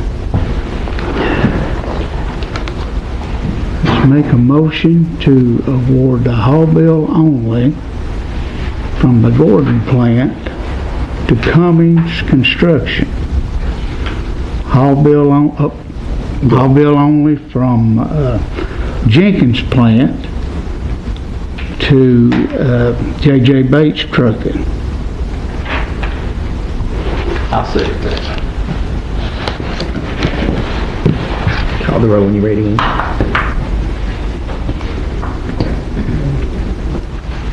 Chitty, Yes. Jack, Yes. Kenny, Yes. Judge Adams. Yes. And then the rock, buying the rock at both plants. I'll make that motion. It'd be at Mountain Aggregates and Mountain Marietta. And second that motion. Sorry, what was that? Purchasing the rock at both vendors, Mountain Aggregates at Jenkins and Mountain Marietta at Gordon. And that was Chitty and Kenny. Yeah. Jack, Yes. Kenny, Yes. Chitty, Yes. Judge Adams. Yes.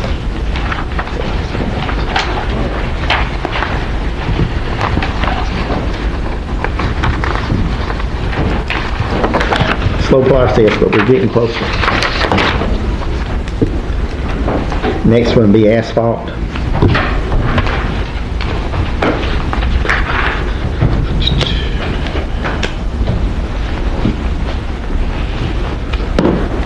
First one, Cummins Construction.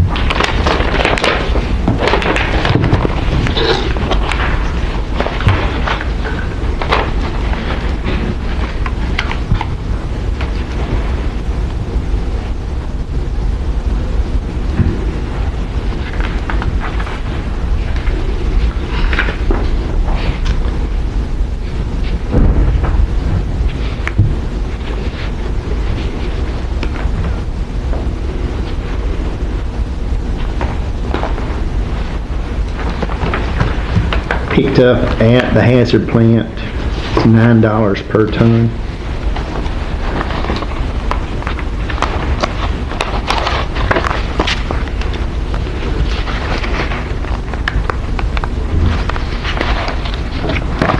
That's the base. Is that hauling only?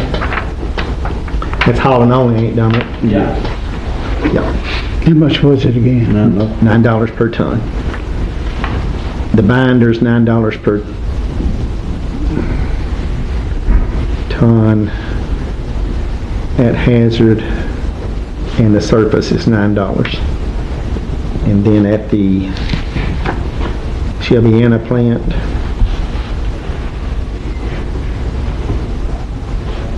it's the same, $9 per ton for all three. That's hauling only.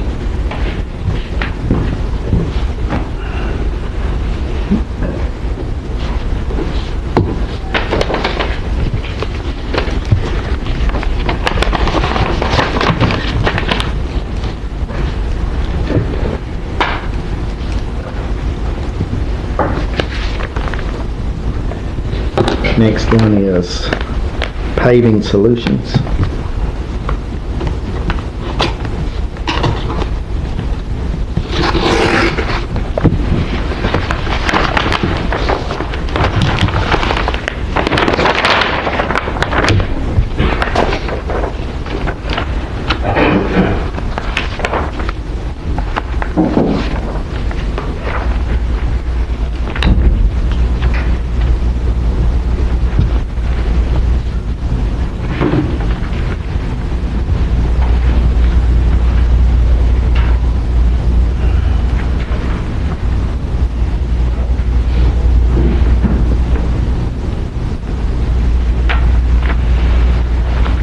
And they've priced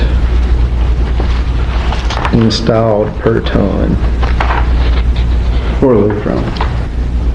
They are from Huntington, West Virginia. Was that bunch that done some city work? Is that them? It is. That's who that was. wasn't it? I've heard the name. Was that the one that we awarded to them there to start? Yes, we award, yeah, for those flood projects.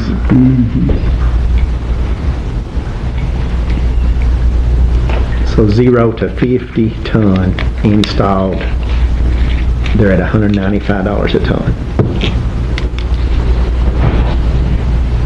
195. 0 to 50. So that's a small project. And 51 ton to 300 ton is 180. And over 300 ton is 170.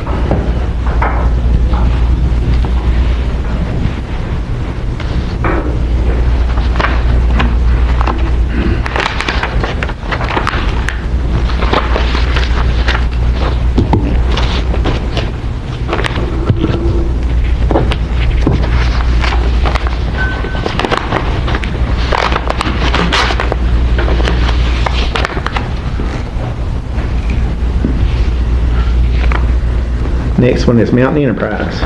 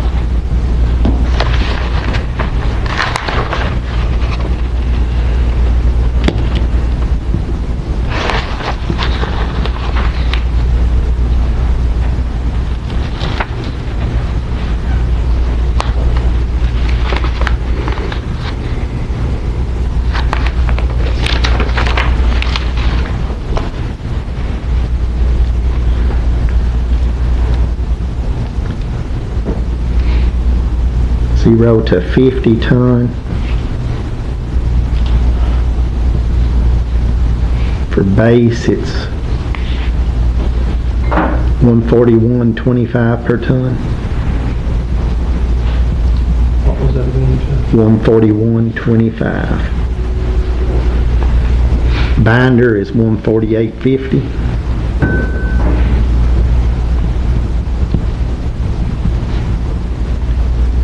Surface is $154.50.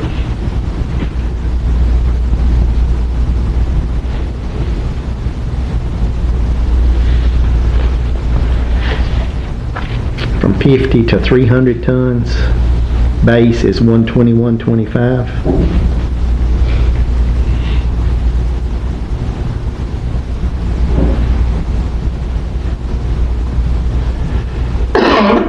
Binder is $128.50.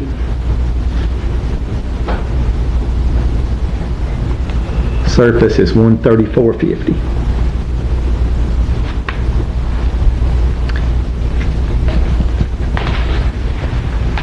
$300 ton and more.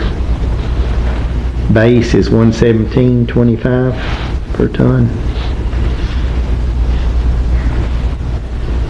Binder is $124.50. Surface is $130.50.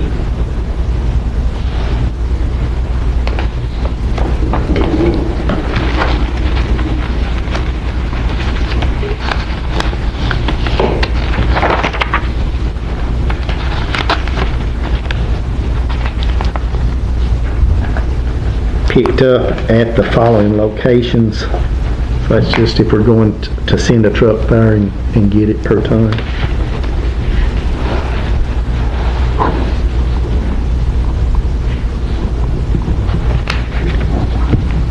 Shelbyana is $94.85.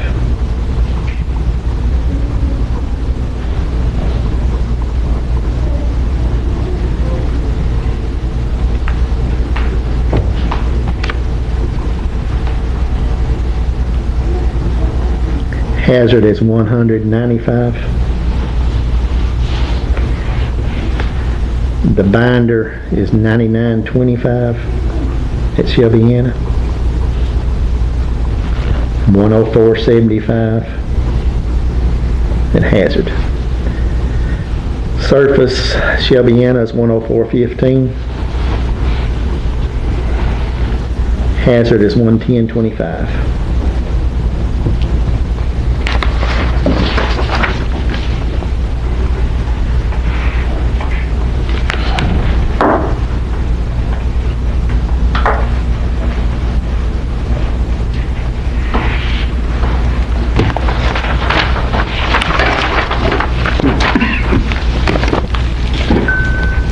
That's all of them. You good?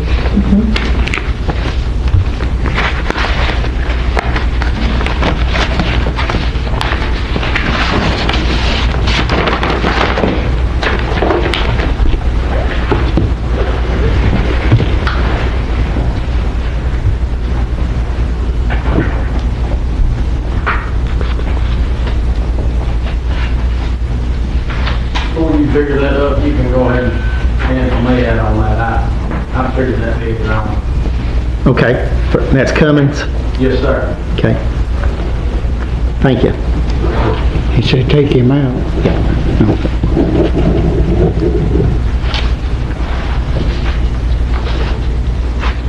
So my fault on Mountain Enterprise and Paving Solutions that we award to Mountain Enterprise. And I think we put in there a 90-day window whenever that we requested. They've got 90 days to do that. And that wouldn't be 90 days from today, but once it is paving season, they would have 90 days to do our jobs. To do them or start them?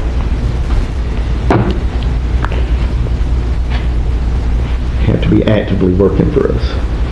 Within 90 days? Yeah. And then if they can't, that we roll over to Paving Solutions. But there is a difference in the cost of, that's pretty good, substantial. So it would be in our, we would get more done using Mountain Enterprise over Paving Solutions. But I think we should award to Paving Solutions as a secondary. I'll make that motion. Mountain gets the bid with the paving solution as a backup. Now second. Call the roll when you're ready, man. Chetty? Yes. Jack? Yes. Kenny? Yes. Judge Adams? Yes. Is part of the motion that they have to start within 90 days of request It's in the bid. It's in the bid package. I Okay. think. Okay.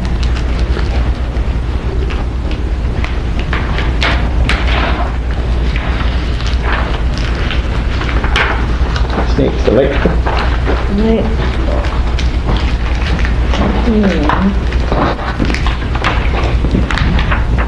First one will be Greg Hale on electrical bid.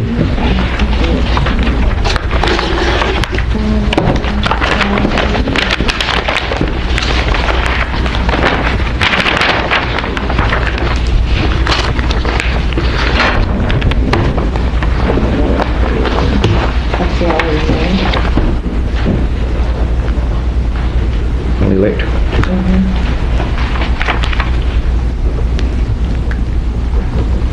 Electrical bid is $30 per hour per man. Greg Hale.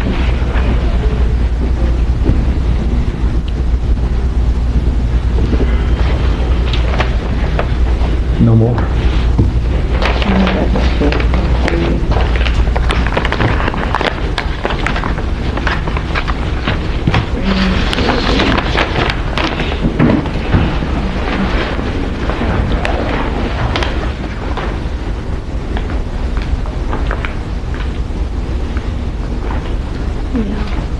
That's all we want. Have a motion on the electrical bid. Make a motion, we go with Greg Hill. Did we get to say how many men's on the job? Or what the job is?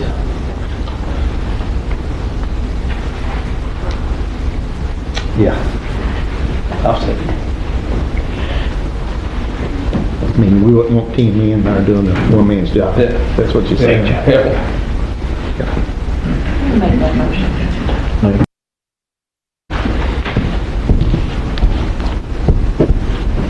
Call the roll. Kenny, Yes.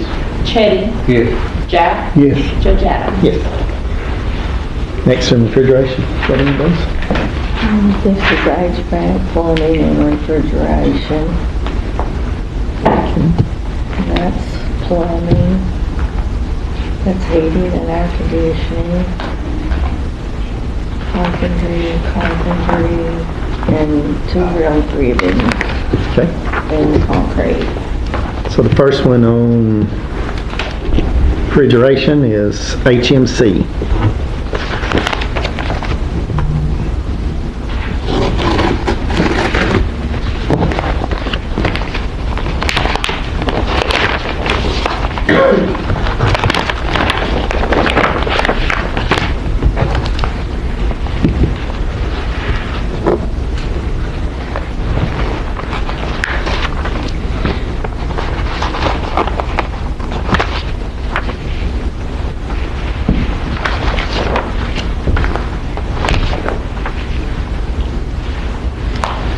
Refrigeration.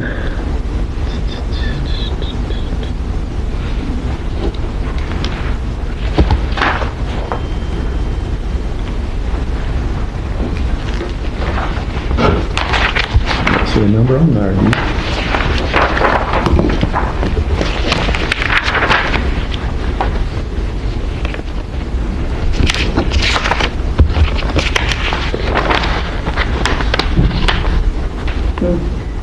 It's just got the line and nothing in it.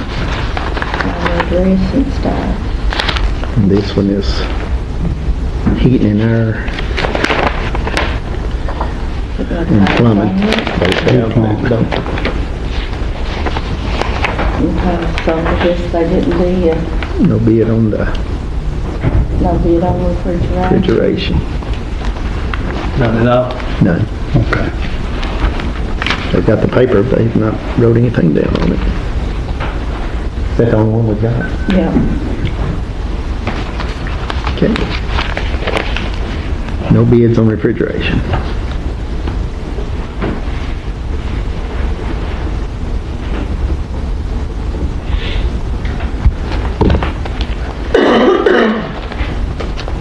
Okay, What else was that stuff? let's do the heating and cooling next. Okay. They did We got bid. this one too, on heating and cooling. So,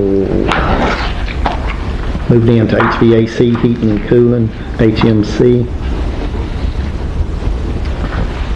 $130 per hour.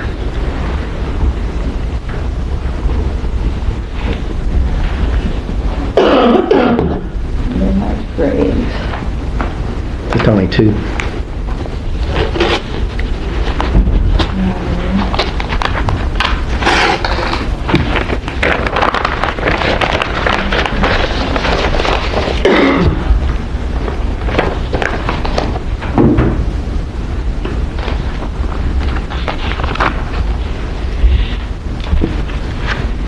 Greg Hale for heating and cooling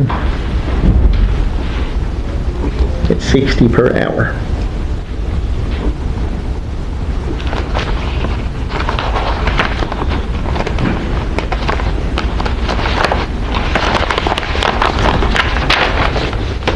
Only two.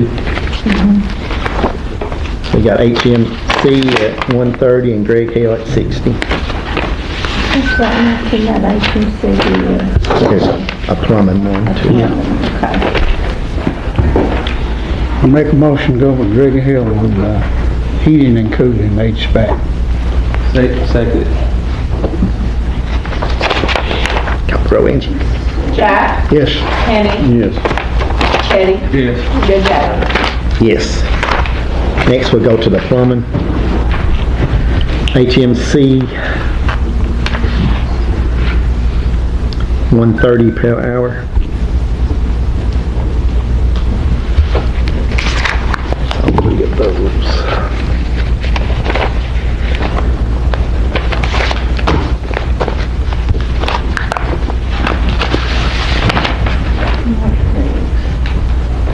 Greg Hale's the next one.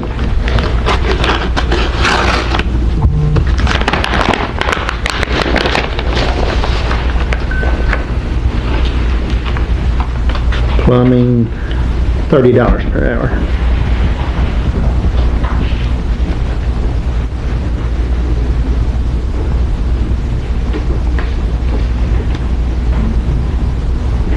Ain't no more, are they, DJ? HMC at 130 and Greg Hale at 30. Make a motion to go with Greg. I'm the plumber. I second. Jack, Yes. Kenny, Yes. Chetty, Yes. Judge Adam. Yes. Next to be carpentry. First one, Greg Hale.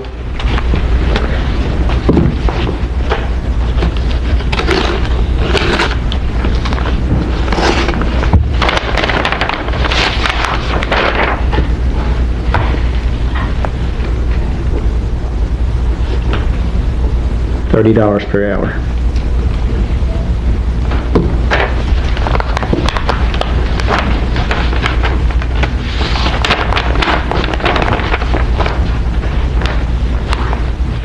Next one, NC Bailey.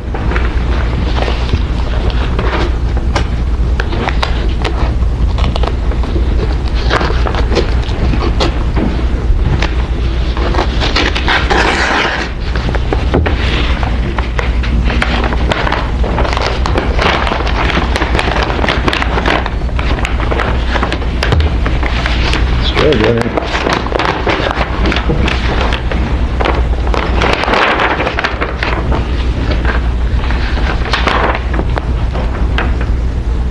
NC Bailey, carpentry, $25 per hour.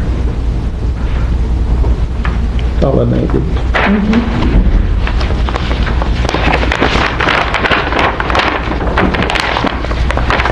Greg at 30 and NC Bailey at 25. We have a motion. I make a motion, we go with MC Bailey, 25 an hour for carpentry. We have a second. I'll say. Call the roll, Mindy. Chetty, Yes. Jack, Yes. Kenny, Yes. Judge Adam. Yes. Next is concrete.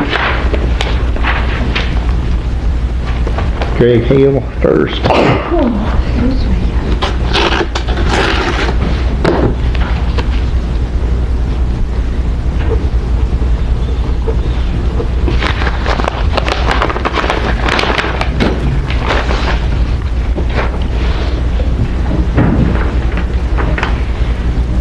You did say that's great, right? Yes, Greg Hale. Concrete. Forming the wall, including rebar and form, $8.95 per yard.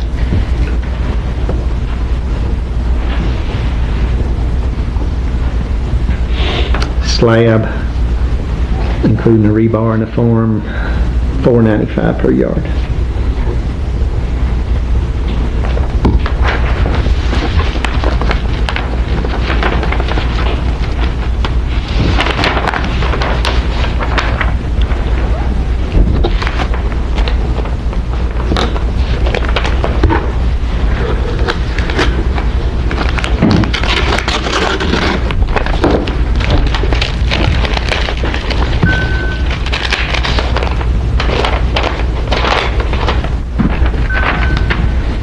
Next one is from Lucas Construction.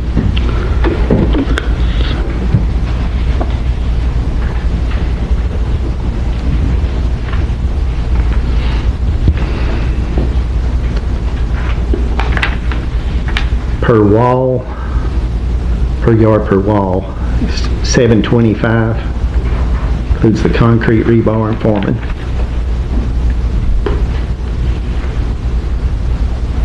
$7.25. And slab, $600 per yard, which includes the concrete, rebar, and forming materials. No more, are they, DJ?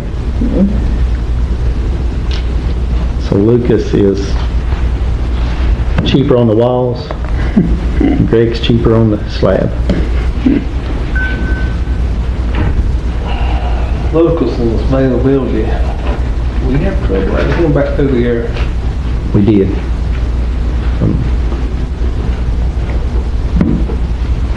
They done good work.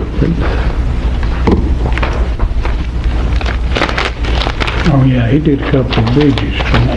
That's right. So they both do. There's trouble, just the time. Yeah, time-wise. it was a time-wise thing. It was, Teddy. Sure was.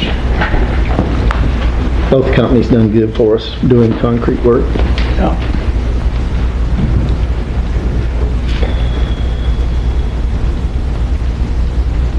Well, can we award Lucas for the walls and Greg with the slabs?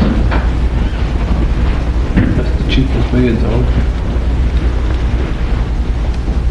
Would that cause us any trouble if one of them can't get to it and the other can? How would we do that? I mean, it makes sense to put them both. Couldn't we award to both of them? And the first one that can come to it, availability. Yeah, they all look together, it's about $50, right? Doing the walls, Greg's at $8.95 and Lucas is at $7.25, so that's what, $78 difference. Yeah. 60. Slab, Greg's at $4.95 and Lucas is at $600. So that's what, $105.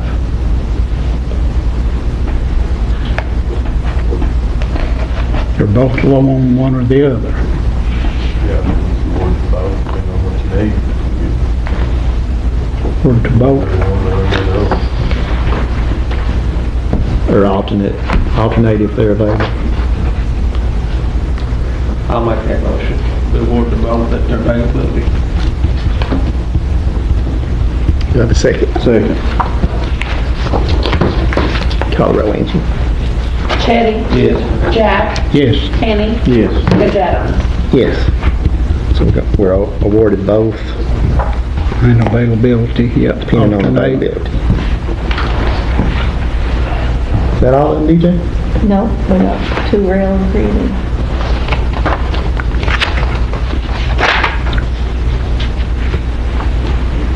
Always finished.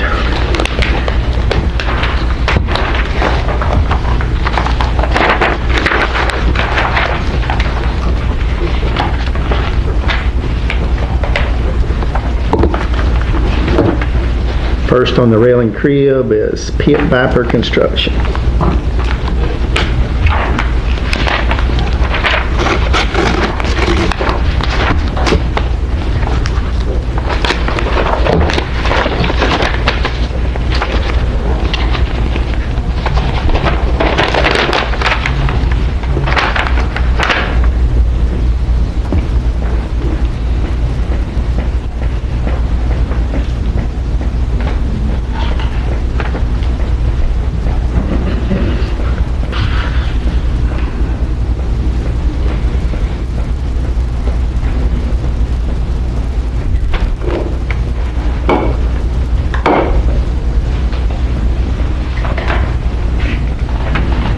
Understand how they priced it. Railing crib includes 1 piece of steel and appropriate amount of cribbing. We have 20 foot. $1,040.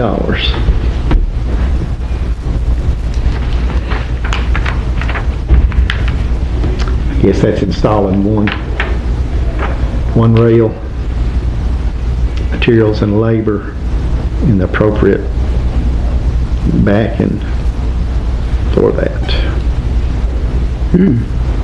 Anybody here from them? Anybody here from Pit Viper? Can you explain that to us? Right there, Okay. Don't ask it. for 20-foot sticks, it's, what did you say, $1,040? $1,040. I'm figuring that's material and labor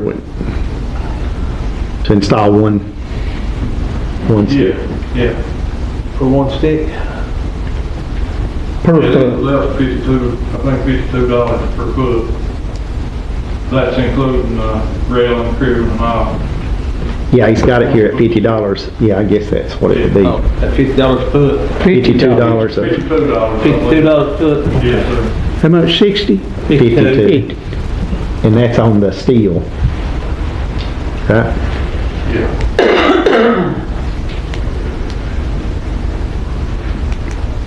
Yep.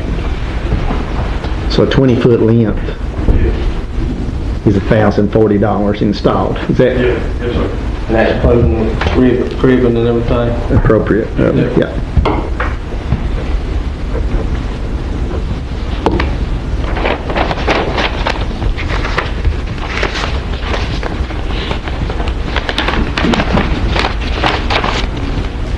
Next one is Hinkle Environmental.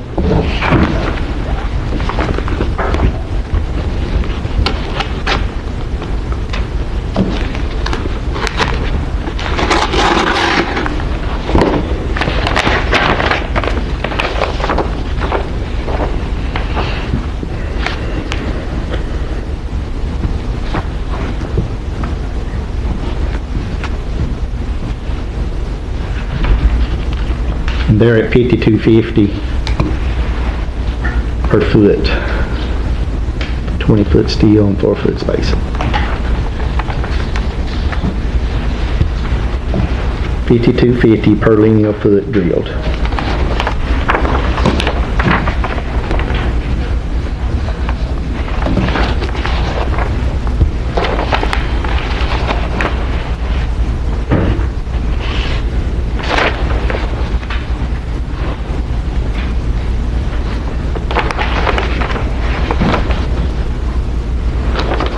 Says price per foot covers all work to be performed on each site, drilling, rail steel, cribbing steel, and backfill with limestone or rock as determined and provided by the county. So we're providing the rock. Okay.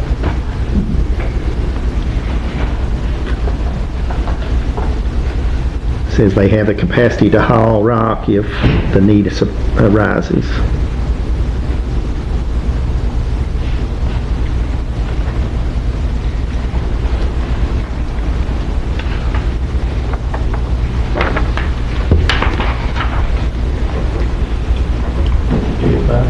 Is theirs completed, we have to all that in. We take care of the rock on both. On both. It's out the bid, wouldn't it, DJ? Paperwork for Terry. Yeah, we cover the rock because we get a better rate for that.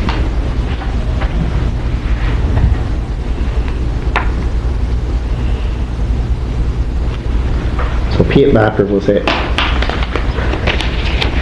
52 even, wasn't it? I'll say something. Yes. 20-foot steel is the biggest we put in.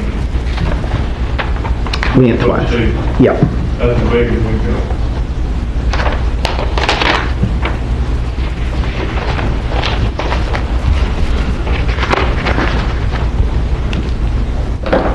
I know it's hard when you need real cribbing done. It's hard to get somebody. Can that be awarded to both of them at their availability?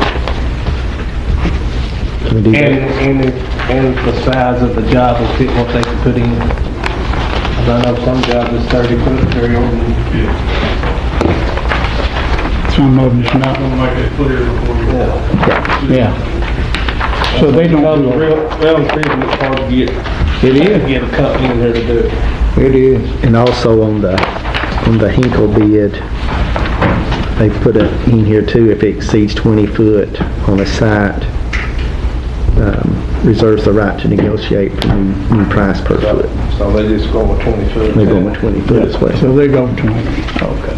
Can we award to both of those according to availability, Jamie? Yes, sir, on the price note too. Wow, man. They're 50 cents. 50 cents. I'll make a motion to award to both. Their availability. I second.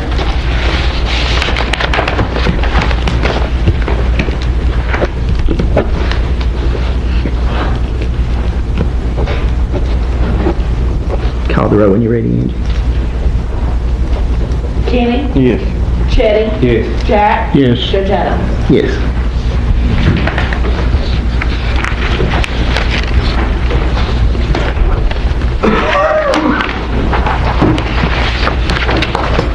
that all of them then?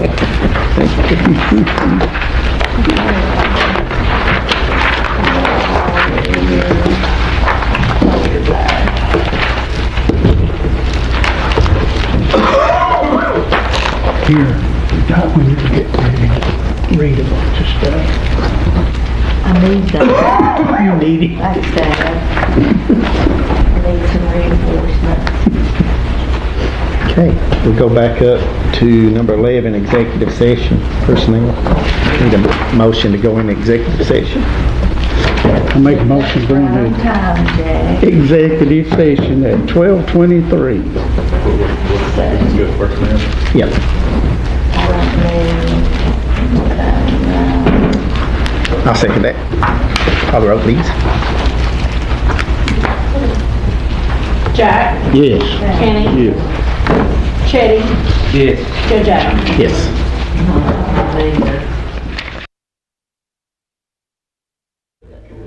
well, I feel a little bit. Have a motion to come back out of executive session. I make a motion we come back out of executive session at 12:36. Have a second. Call the roll, Angie. Jack, Yes. Kenny, Yes. Chetty, Yes. Judge Adams. Yes.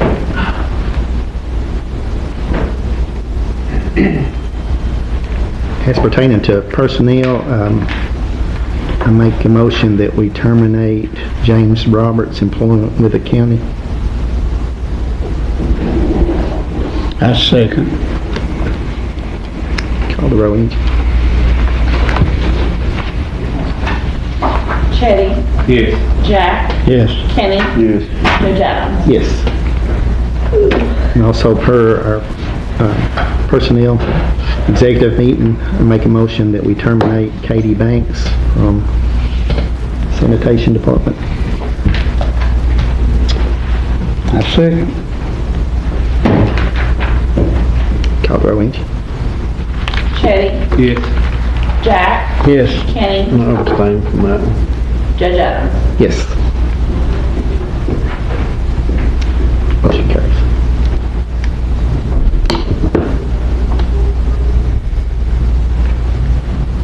Move on to the treasurer's report.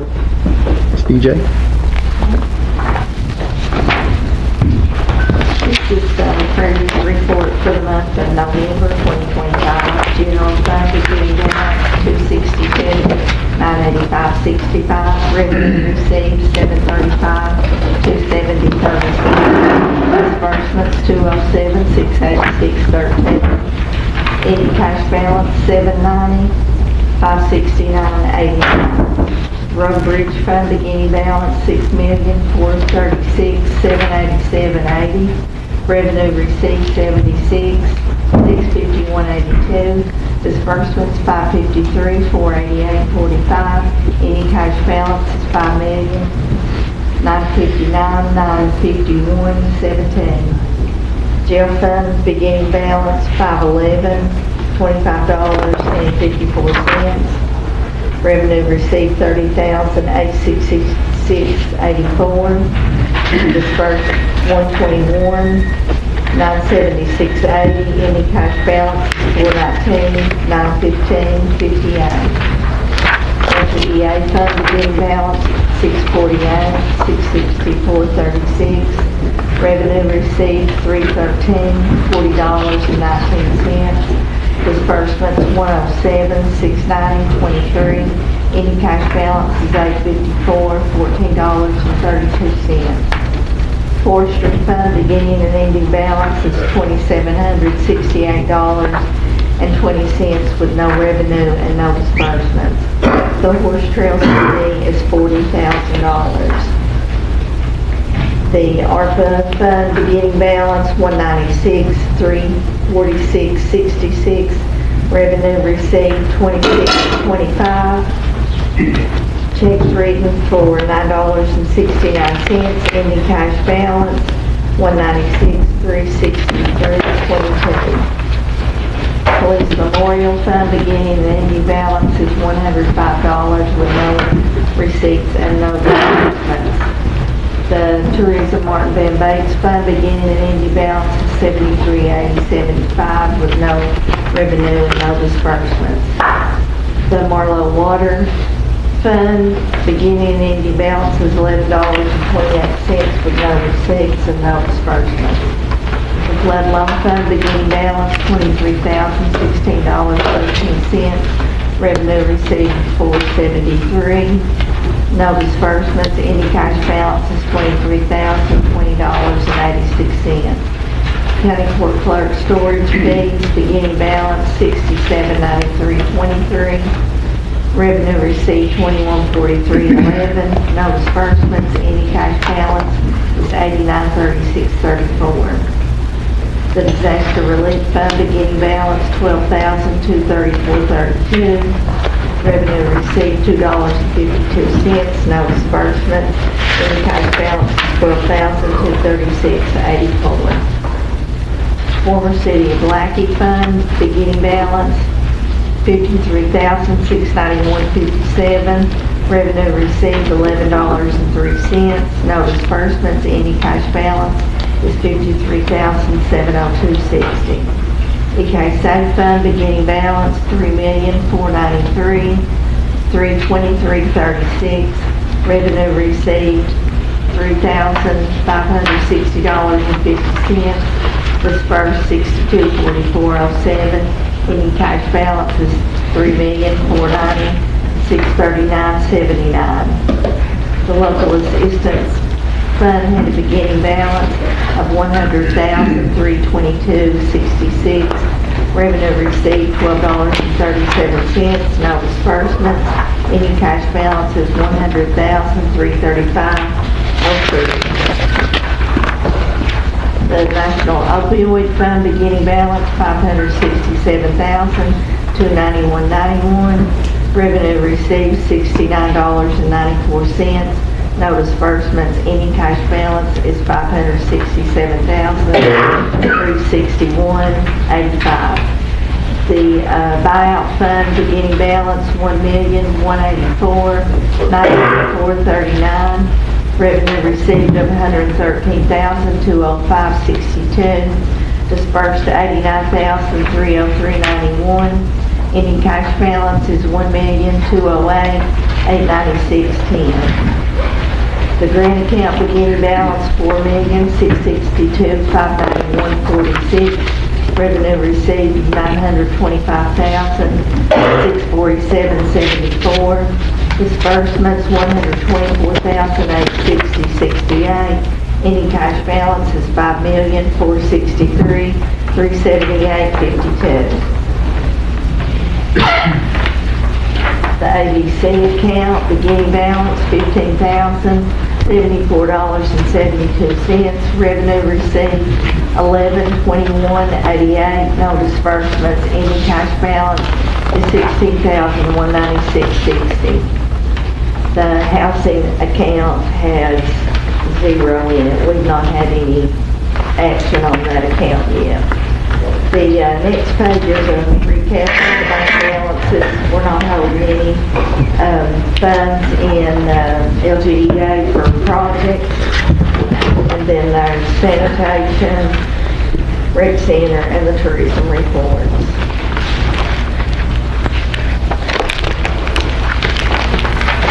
Any questions on the treasurer's report? Move on to transfers. We don't have any transfers. Okay, so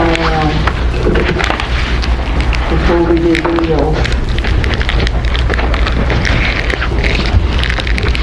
we had a little software glitch. So this first thing that you're getting is going to replace your bill document. The only thing that changed was some check numbers. Okay. So, pass these around. And here's you. Yeah, trash your other one. And then we had some bills come in on Friday, so I've got an extra sheet here.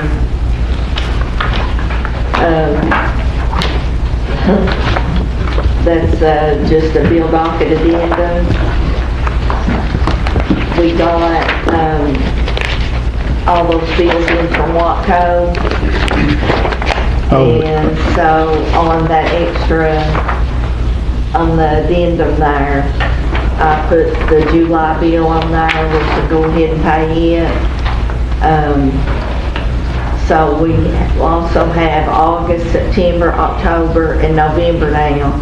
So we got 4 more months where they held us back so long that we owe for. So hopefully we'll be able to pay a couple of those months, each month, till we can get that caught up, but that wasn't our fault. No. Yeah. What was the total on that, DJ? Well, let's see, it was 267, and then we got another one for 52,000, so about $20,000. And they increased that Oh, yeah. I've got per that ton. You got too. that too, don't you, DJ? Old rate was $58.65 a ton, new rate is $65.32 a ton, so they raised it $6.67 a ton. That's a lot. Man, Yeah, that's a good raise. well, that's terrible. I fixed it. No one interested? I can't believe they didn't, like, make the decision and go ahead and send our bills out. You know what I'm saying? Because they accomplished nothing by holding out all those months. That's right. Just make it hard on us. Yep. And that's a pretty substantial increase Yeah, man. per ton. I Oh, have, yes, ma'am. Oh, I didn't hand you one. Yeah, there you go. We've always been at whatever they decide. And We've you got a always, copy of the bill. Yeah. we're definitely going to have to figure out a different route somehow on that. we didn't have anybody come back on any of those, put out a bid like hauling there, if they had the trucks available and all I talked to that. one contractor that's probably credible and enough to do that. It's kind of an open-ended thing going out to a new contractor if they can do the job or not. Because if they can't do the job, Then you're in a real mess. then we're in a worse Real mess. mess. Yeah. And if we don't have anyone, then we're 2 trailer loads a day on garbage that we're backed up. So if we bid it out to a different contractor, we would definitely have to have some legal recourse in there that if they didn't follow through with their bid. Is that what they haul, 2 loads a day, 5 days a week? Trucks on the transfer station? Yes. Holiday, sometimes they have to do 3 loads. There are at least 2 trucks a day, trailers. And it goes to Laurel Ridge? Yes. But at some point, we're gonna have to do something a little different. Yeah, we can't afford them. We can't hardly afford them now. It's bad. But we definitely gotta get them paid up right now too. And that's another task.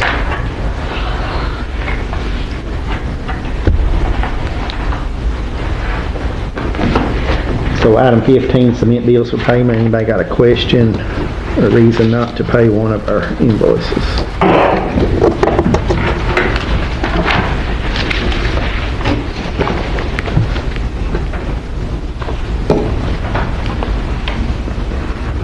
And we'll start getting those caught up as we can, DJ. You know, it wasn't our fault they didn't send us an invoice on that. Move on to public comment. Got There were 2 that signed in, Judge, Chris Sloan and Gavin Hall. Chris, you here? Yes. Okay. Last time I was told that I spoke too low, so I'm gonna try to enunciate a little bit and speak louder. I'm not being aggressive or anything. But good morning, or afternoon. I'm Chris Sloan, resident of Pearl Creek in Letcher County. I have a few things that have happened here. I've visited before to discuss the intersection of Pearl Creek and Chestnut Drive, which has not been addressed since then. This was over 180 days ago. I allowed 90 days for the decision to be made, and then 90 days again for anything to be done. Currently, it is being paid, not the Chestnut Drive portion, but Pearl Creek up to. I was wondering, I have a few questions that I'm unable to find the answer for. The guys have done wonderful work. There's rarely any drop-offs now going up Pearl Creek up until now, which leads me to believe there's going to be future. Is that correct? Are they paving on past Chestnut Drive on through the harbor?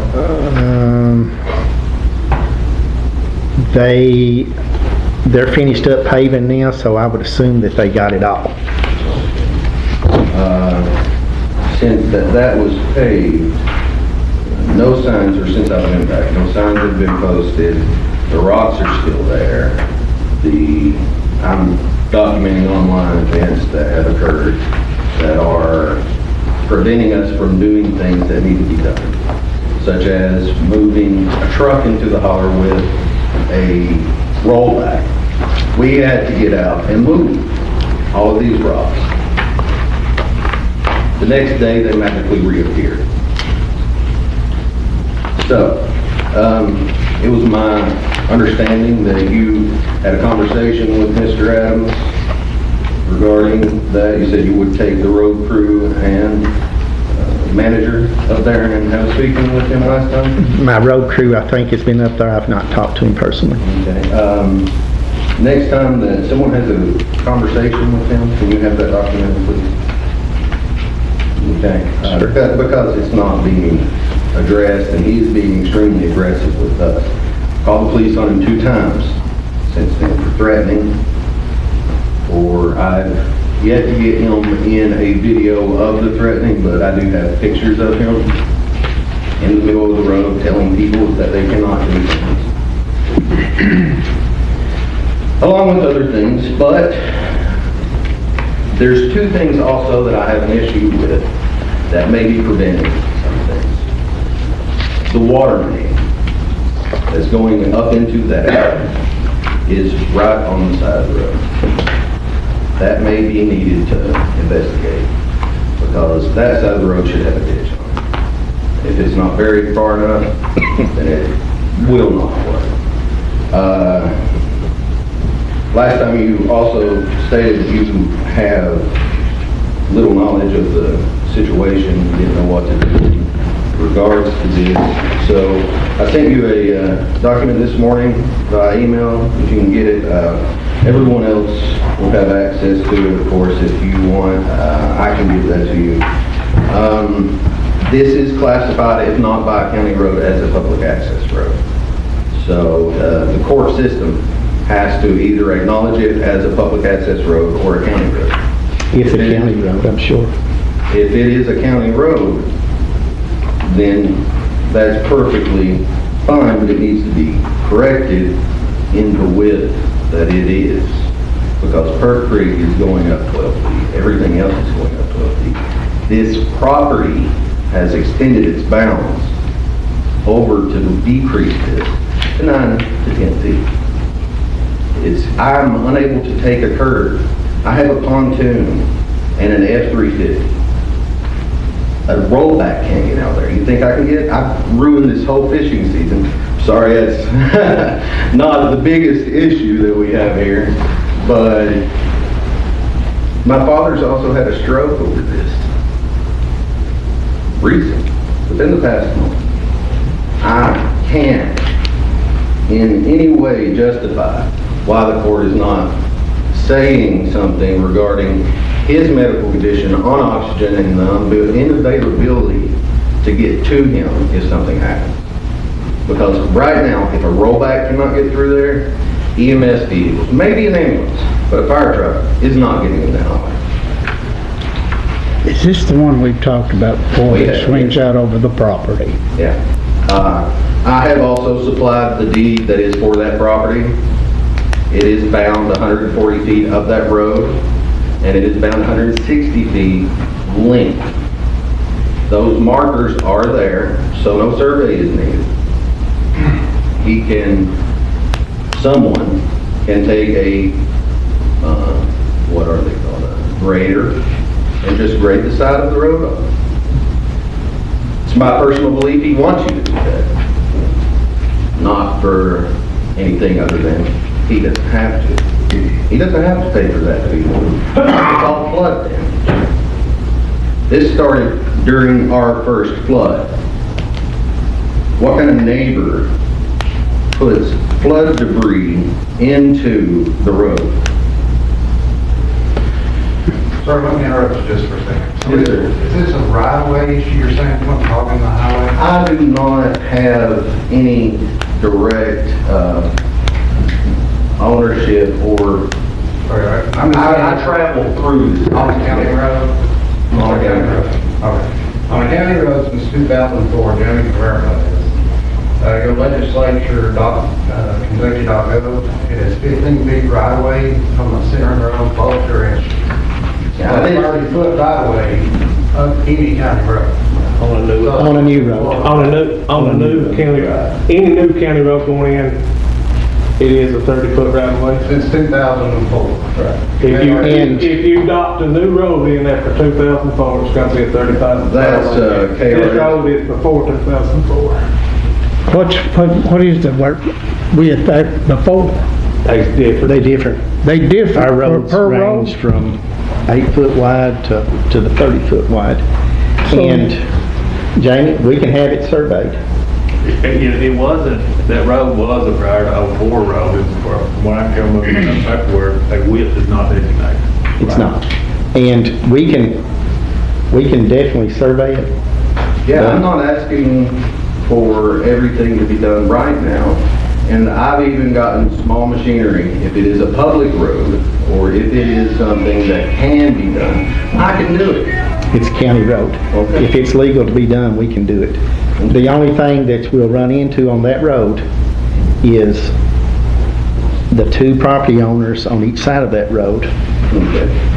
If it's not designated in their deeds as a width right-of-way, then all we can do is what is normally. I know the original owner of the entire property, which was sectioned off for Mr. Adams. So any of the remaining property should be under the deed of him because he owns the entire property in that area. If the court so chooses, we can have the surveyor to survey it and to sell it one minute. Okay? I don't know if we get worse off or better. I understand completely. It could go either way, and We can need to do something. see where it I'd say falls. we need to see what happens. Well, if he's had this problem since the 22 flood, yeah, we definitely need to do Yeah. something. We can't just Get leave an it. answer at least, we can do it, or we can't do it, or we can widen it, or whatever. And it is to where you can get ambulance in there. Yeah, an ambulance. Sure. Yes. It's Our not, county trucks and graders get in on this road. yes. Still, they still get in on it. They get in what? Our county equipment gets in there as well. It's not been maintained since the last time I came, and even a public sign for that, or, again, the main road portion of 600 feet is perfectly fine. Yeah. There's no problem. Is this the road when you go up Burke Creek and come out on Pine Mountain? No, it's on the right up there. It ain't half a mile up in there on the right. But it has a lot of traffic, not only through Burke Creek area that has, again, over time gotten smaller. There's a tree there that's not addressed. Another trailer will never go up in Burke Creek. And we have extended the culvert crossing the Perk Creek Road up into Chestnut Drive to allow more swinging room. It's not like we've not done anything there. That's deteriorating now. The dirt that they put over, so that we did take a route, a longer route, us moving over that has just... And we can repair that. Yeah, but it's just, it's gonna take a constant. Needs to be turned in and turn it in. and- That'd be dead, wouldn't it? That's it, yeah. But if y'all want to make a motion to get the surveyor to survey it, we'll do that and see where it lands. It may end up with that we got less road. I don't know how that's going to turn out, but Jamie would know something, wouldn't you? Yeah, I mean, we don't, the surveyor's not gonna know width, because it don't exist. So the surveyor could try to determine the size of Mr. Adams' boundary. You know what I mean, on one side. Would give us an idea of where his property stops on that side, and see if he's got rocks past that. yeah, it may very well say that his property stops in the middle of our road. Yeah, a lot of deeds I've seen call the road is a boundary, but it just says the edge of the county road, and it, that don't give you a width of the county road. Well, this one has 2 fiscal markers that state that it does follow the road, but the 2 fiscal markers are in a curved fashion. You have a marker here, then a marker here, then it goes straight. I got you. So it's obvious that it's there for a purpose. And the person who originally owned it did all this because he was helping us. He gave us a right-of-way on up the holler. From where the county road ends, this man sold us a right-of-way. Then he passed away. It went to someone else. That section went to Fall. Is that a document? Is that a... That's what I will find for you. Okay. That sounds good. So the sign, somebody took the sign down there? Yeah. Chestnut Drive. It was hit or something, and someone just picked it up. We'll get that replaced as well. Thank you. And I'll get the road crews to come up there and address over that culvert. The culvert, again, it's not overflown yet, but it's raising enough that it's taking off their work that they've done. Okay, we'll rock that. We have a motion to survey that tract of property to determine the width of Chestnut Drive. I'll make a motion. I second. Call roll, Angie. Kenny? Yes. Chitty? Yes. Jack? Yes. Judge Adams? Yes. We'll get it took care of. Well, I'll see you guys in 6 months or so.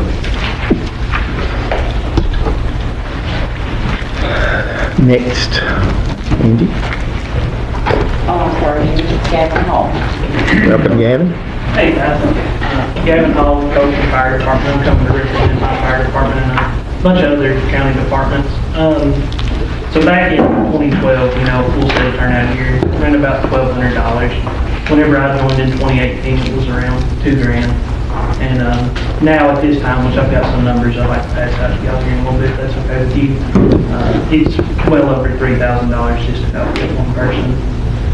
Insurance, utilities, now a fee to utilize water from the county department for training have all increased, which is going to result in some financial hardship. Now, this isn't just with us, this is a majority of the county department's revenue just kind of goes to keeping the doors open. Inflation and other issues have far outpaced any increase in revenue that we've had. The county aid remains pretty much $11,000 for probably about as long as I've been alive. I don't know if y'all know when it was first enacted, $11,000. It's really just not kept up with the increase in what we're having to pay, for stuff. We recruited several new members. We actually had a training the other day, a live burn training, and we were having to take gear off one person and put it on another person just so they could, participate in the training. Because if gear's older than 10 years, they can't use it in a live. So I was just going to see if there was any way you all could increase the county aid, maybe, anything. over $11,000, be helpful. Pass this out, let y'all look at this. This was a quote I got just a couple months back. I didn't have enough to give to everyone one. Ran out of ink. I'll let y'all pass it around once you're done. Let me in the jacket, Sean. Let's see. You know, each member, they have to have a helmet, gloves, hood, coat, pants.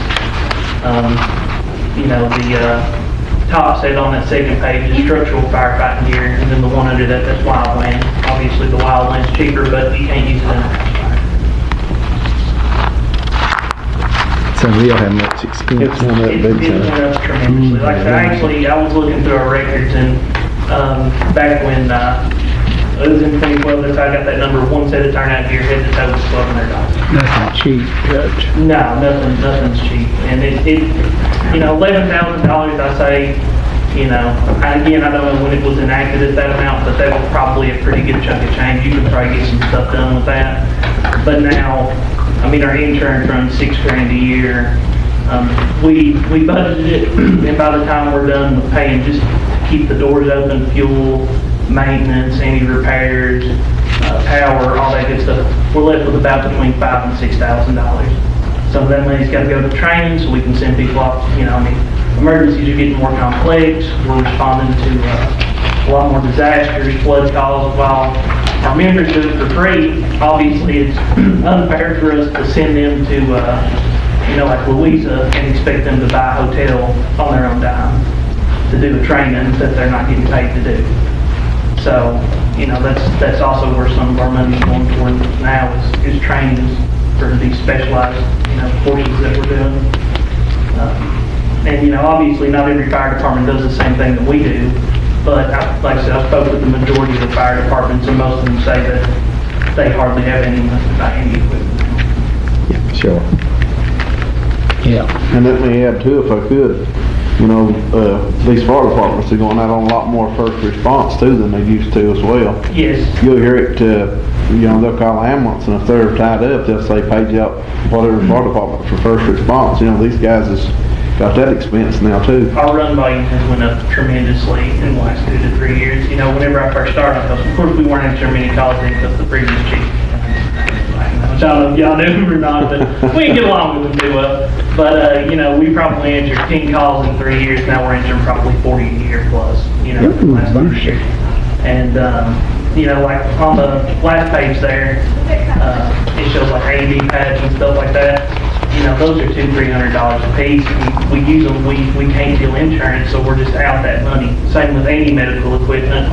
You know, we're limited in what we can do. It's mainly like first aid, CPR, and AED, but it still is a cost that we just do not recoup. And, you know, right now it's not, you know, a catastrophe. We're not going in the red, but I mean, in the coming years, it's just teetering further. Yeah, it's gonna go to the point where we're just gonna have to start, you know, closing the doors. And some departments are in better shape, like the city departments, like Whitesburg and Jenkins, and Dion's got the ambulance service. You know, they get tax money from the cities, insurance premiums, stuff like that. So, you know, the city departments are probably doing all right, but now nearly every one of your county departments is struggling. They're struggling. They are. You know, combined total, you're looking at about $25,000 all the fire department gets to keep the lights on and all that. That's for paying everything. And, you know, that's really not enough. You know, I know y'all ain't exactly drowning in money, but if y'all can find anything, you know, to increase it for the next year, I mean, if it's $15,000 or whatever you can increase it to, it would help. But yeah, I don't know how long it's been, 11,000. It's been 11,000. It's been a long time. It's been a long time since it's been increased. I think that's what it was when I was at Colson in 2004.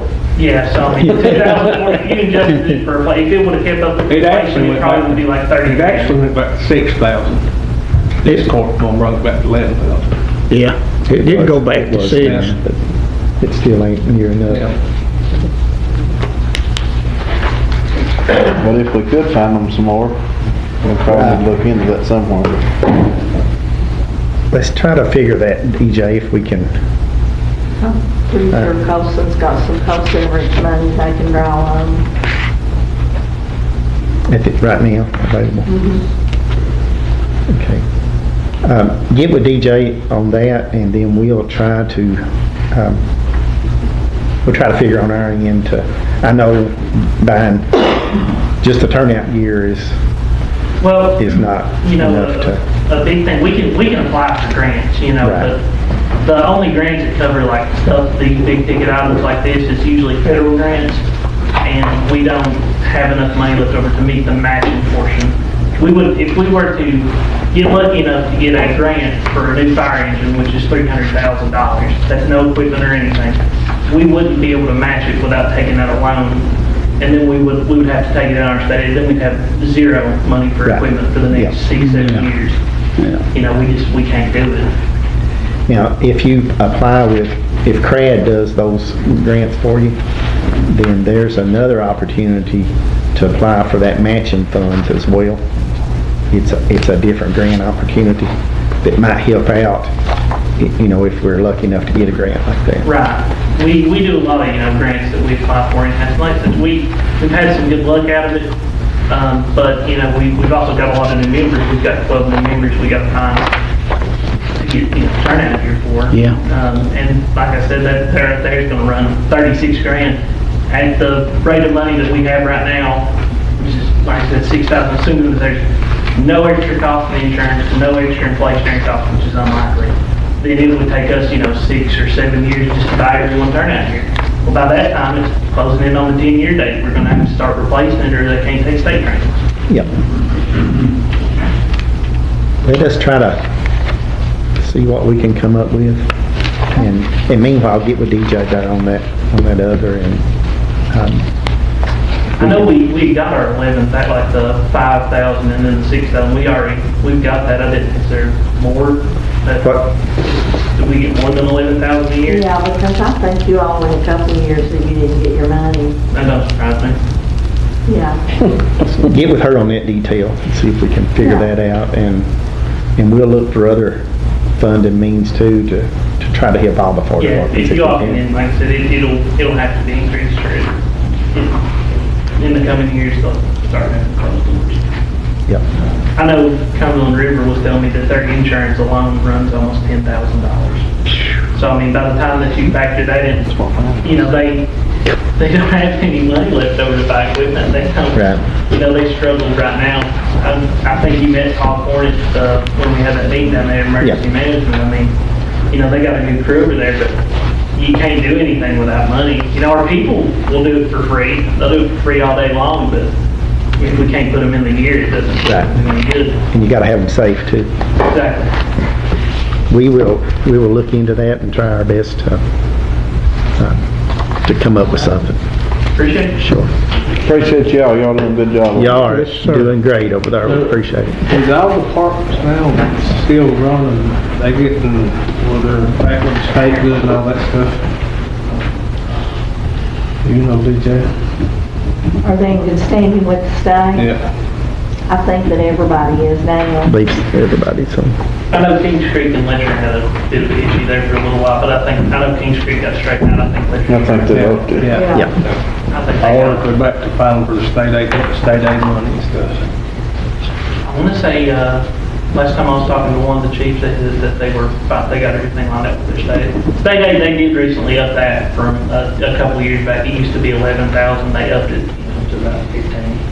And you are getting that now too. We get that, and like I said, we're kind of limited on what we can spend that on. There's only a certain amount that we can spend. It's like 4,000 on insurance, so many thousand on state aid costs like power bill. And they say, that it's not really meant for that. It's meant to be buying equipment with. That's where we kind of get, hung up with them. They say it's really not to survive off of, it's to buy equipment with for your people. So we always kind of run into issues with them, when they come. We get yearly audits and stuff, but when we're having to pay, a lot on our power bill and stuff and use state aid money, they kind of frown on that if we go over that amount that they set aside for it. We appreciate everything you all are doing over there, for sure. We sure do.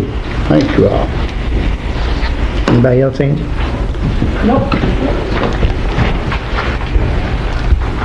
Guess we can go to old business. I just want to go a quick shout out to Seth at the rec center. I went over to the Toys for Tots event Friday night. It was really nice. Everything was set up great. I don't think they had any flukes or anything. They had a live band. I would say that at one time they had 400 people in there, and it worked smoothly. And I just want to appreciate Seth for doing that and all that were involved with that. I know there were other people. Yeah, but it worked out great. I just want to throw that out there. I was over there too. It was a good show. Yeah, Kenny came back. And Seth and them looked like they done a fine job doing everything they had to do. Yep. I just had one problem with it. They said they charged them $500 to use that for the kids.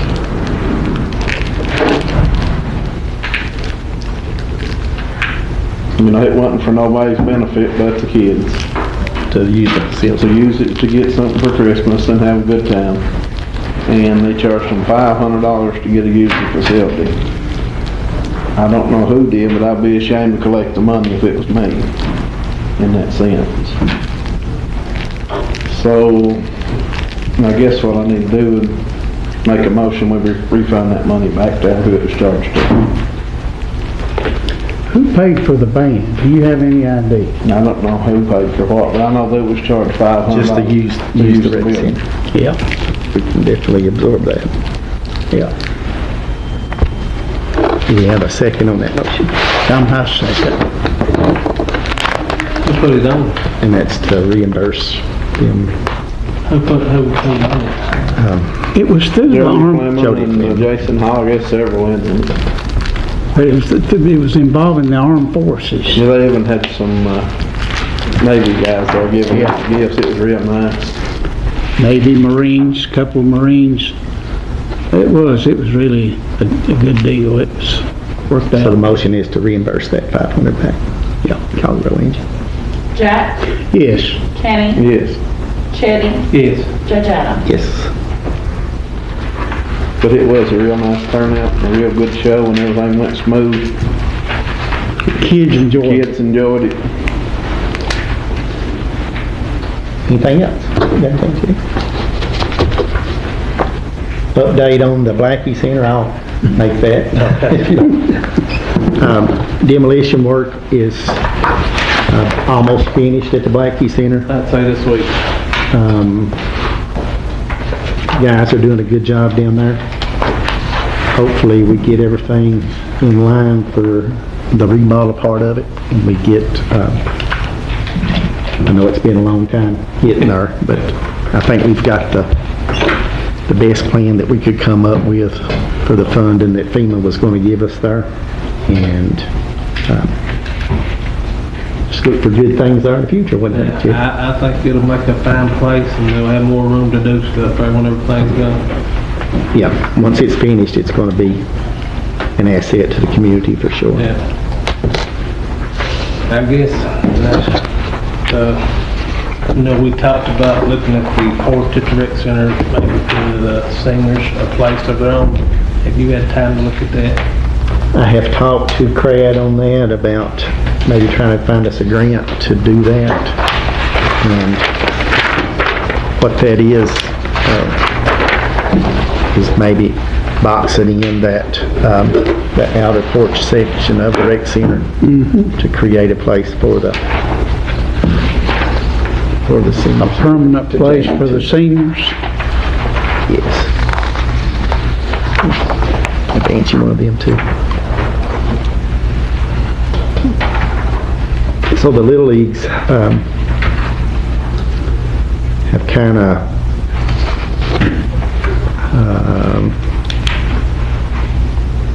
what you say, binded together, and the Whitesburg Little League and the Letcher Little League, which Whitesburg uses Ernest Cook Park, Letcher uses the ISOM. They've kind of joined forces and come up with, they're transitioning from Little League to the Cal Ripken baseball and softball. and they're going to be a unified league as Letcher County Cal Ripken. What they're wanting to do is to continue using the Ernest Cook Park and the ice and ball fields. It's the same thing, it's just a different name. That field was built for the kids in a little league, and this is pretty much the same thing. Yeah. I would make the motion, they have the same agreement as they had as a little league with that field. Both fields, Ernest Cook Yeah, and both Ison. fields. Yeah. Yeah, I think you're right, Chetty. That's, just gonna help the kids. And they just wanted to formalize that before they changed the name that it's, I think they was kind of worried that the fields may be jerked up and under them, and as long as I'm on this court, I wouldn't be part of this court if they don't have the kids. No, no way. I'll second that. so that motion would be the Cal Ripken baseball and softball. Letcher County Cal Ripken would still be using the Ernest Cook Park and the Ison Park as the Little League was. Yep. You see any issues with that anyway, Jamie? No, do we have a written agreement with that? I think it's just understood, I believe. I don't think there's, the school uses it as well. We're not charging them. No. Call the roll when you're ready, Angie. Jack, Yes. Kenny, Yes. Chitty, Yeah. Jack. Yes.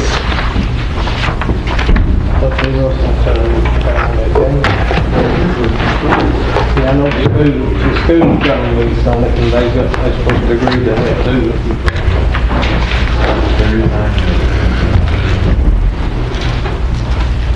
Got a motion to adjourn. Make it. I'll second. That's the loudest Kingston. Merry Christmas to everybody. Merry Christmas. Call the roll, Angie. Chitty, Yes. Jack, Yes. Kenny, Yes. Jack. Yes. And Merry Christmas, everybody. Merry Christmas.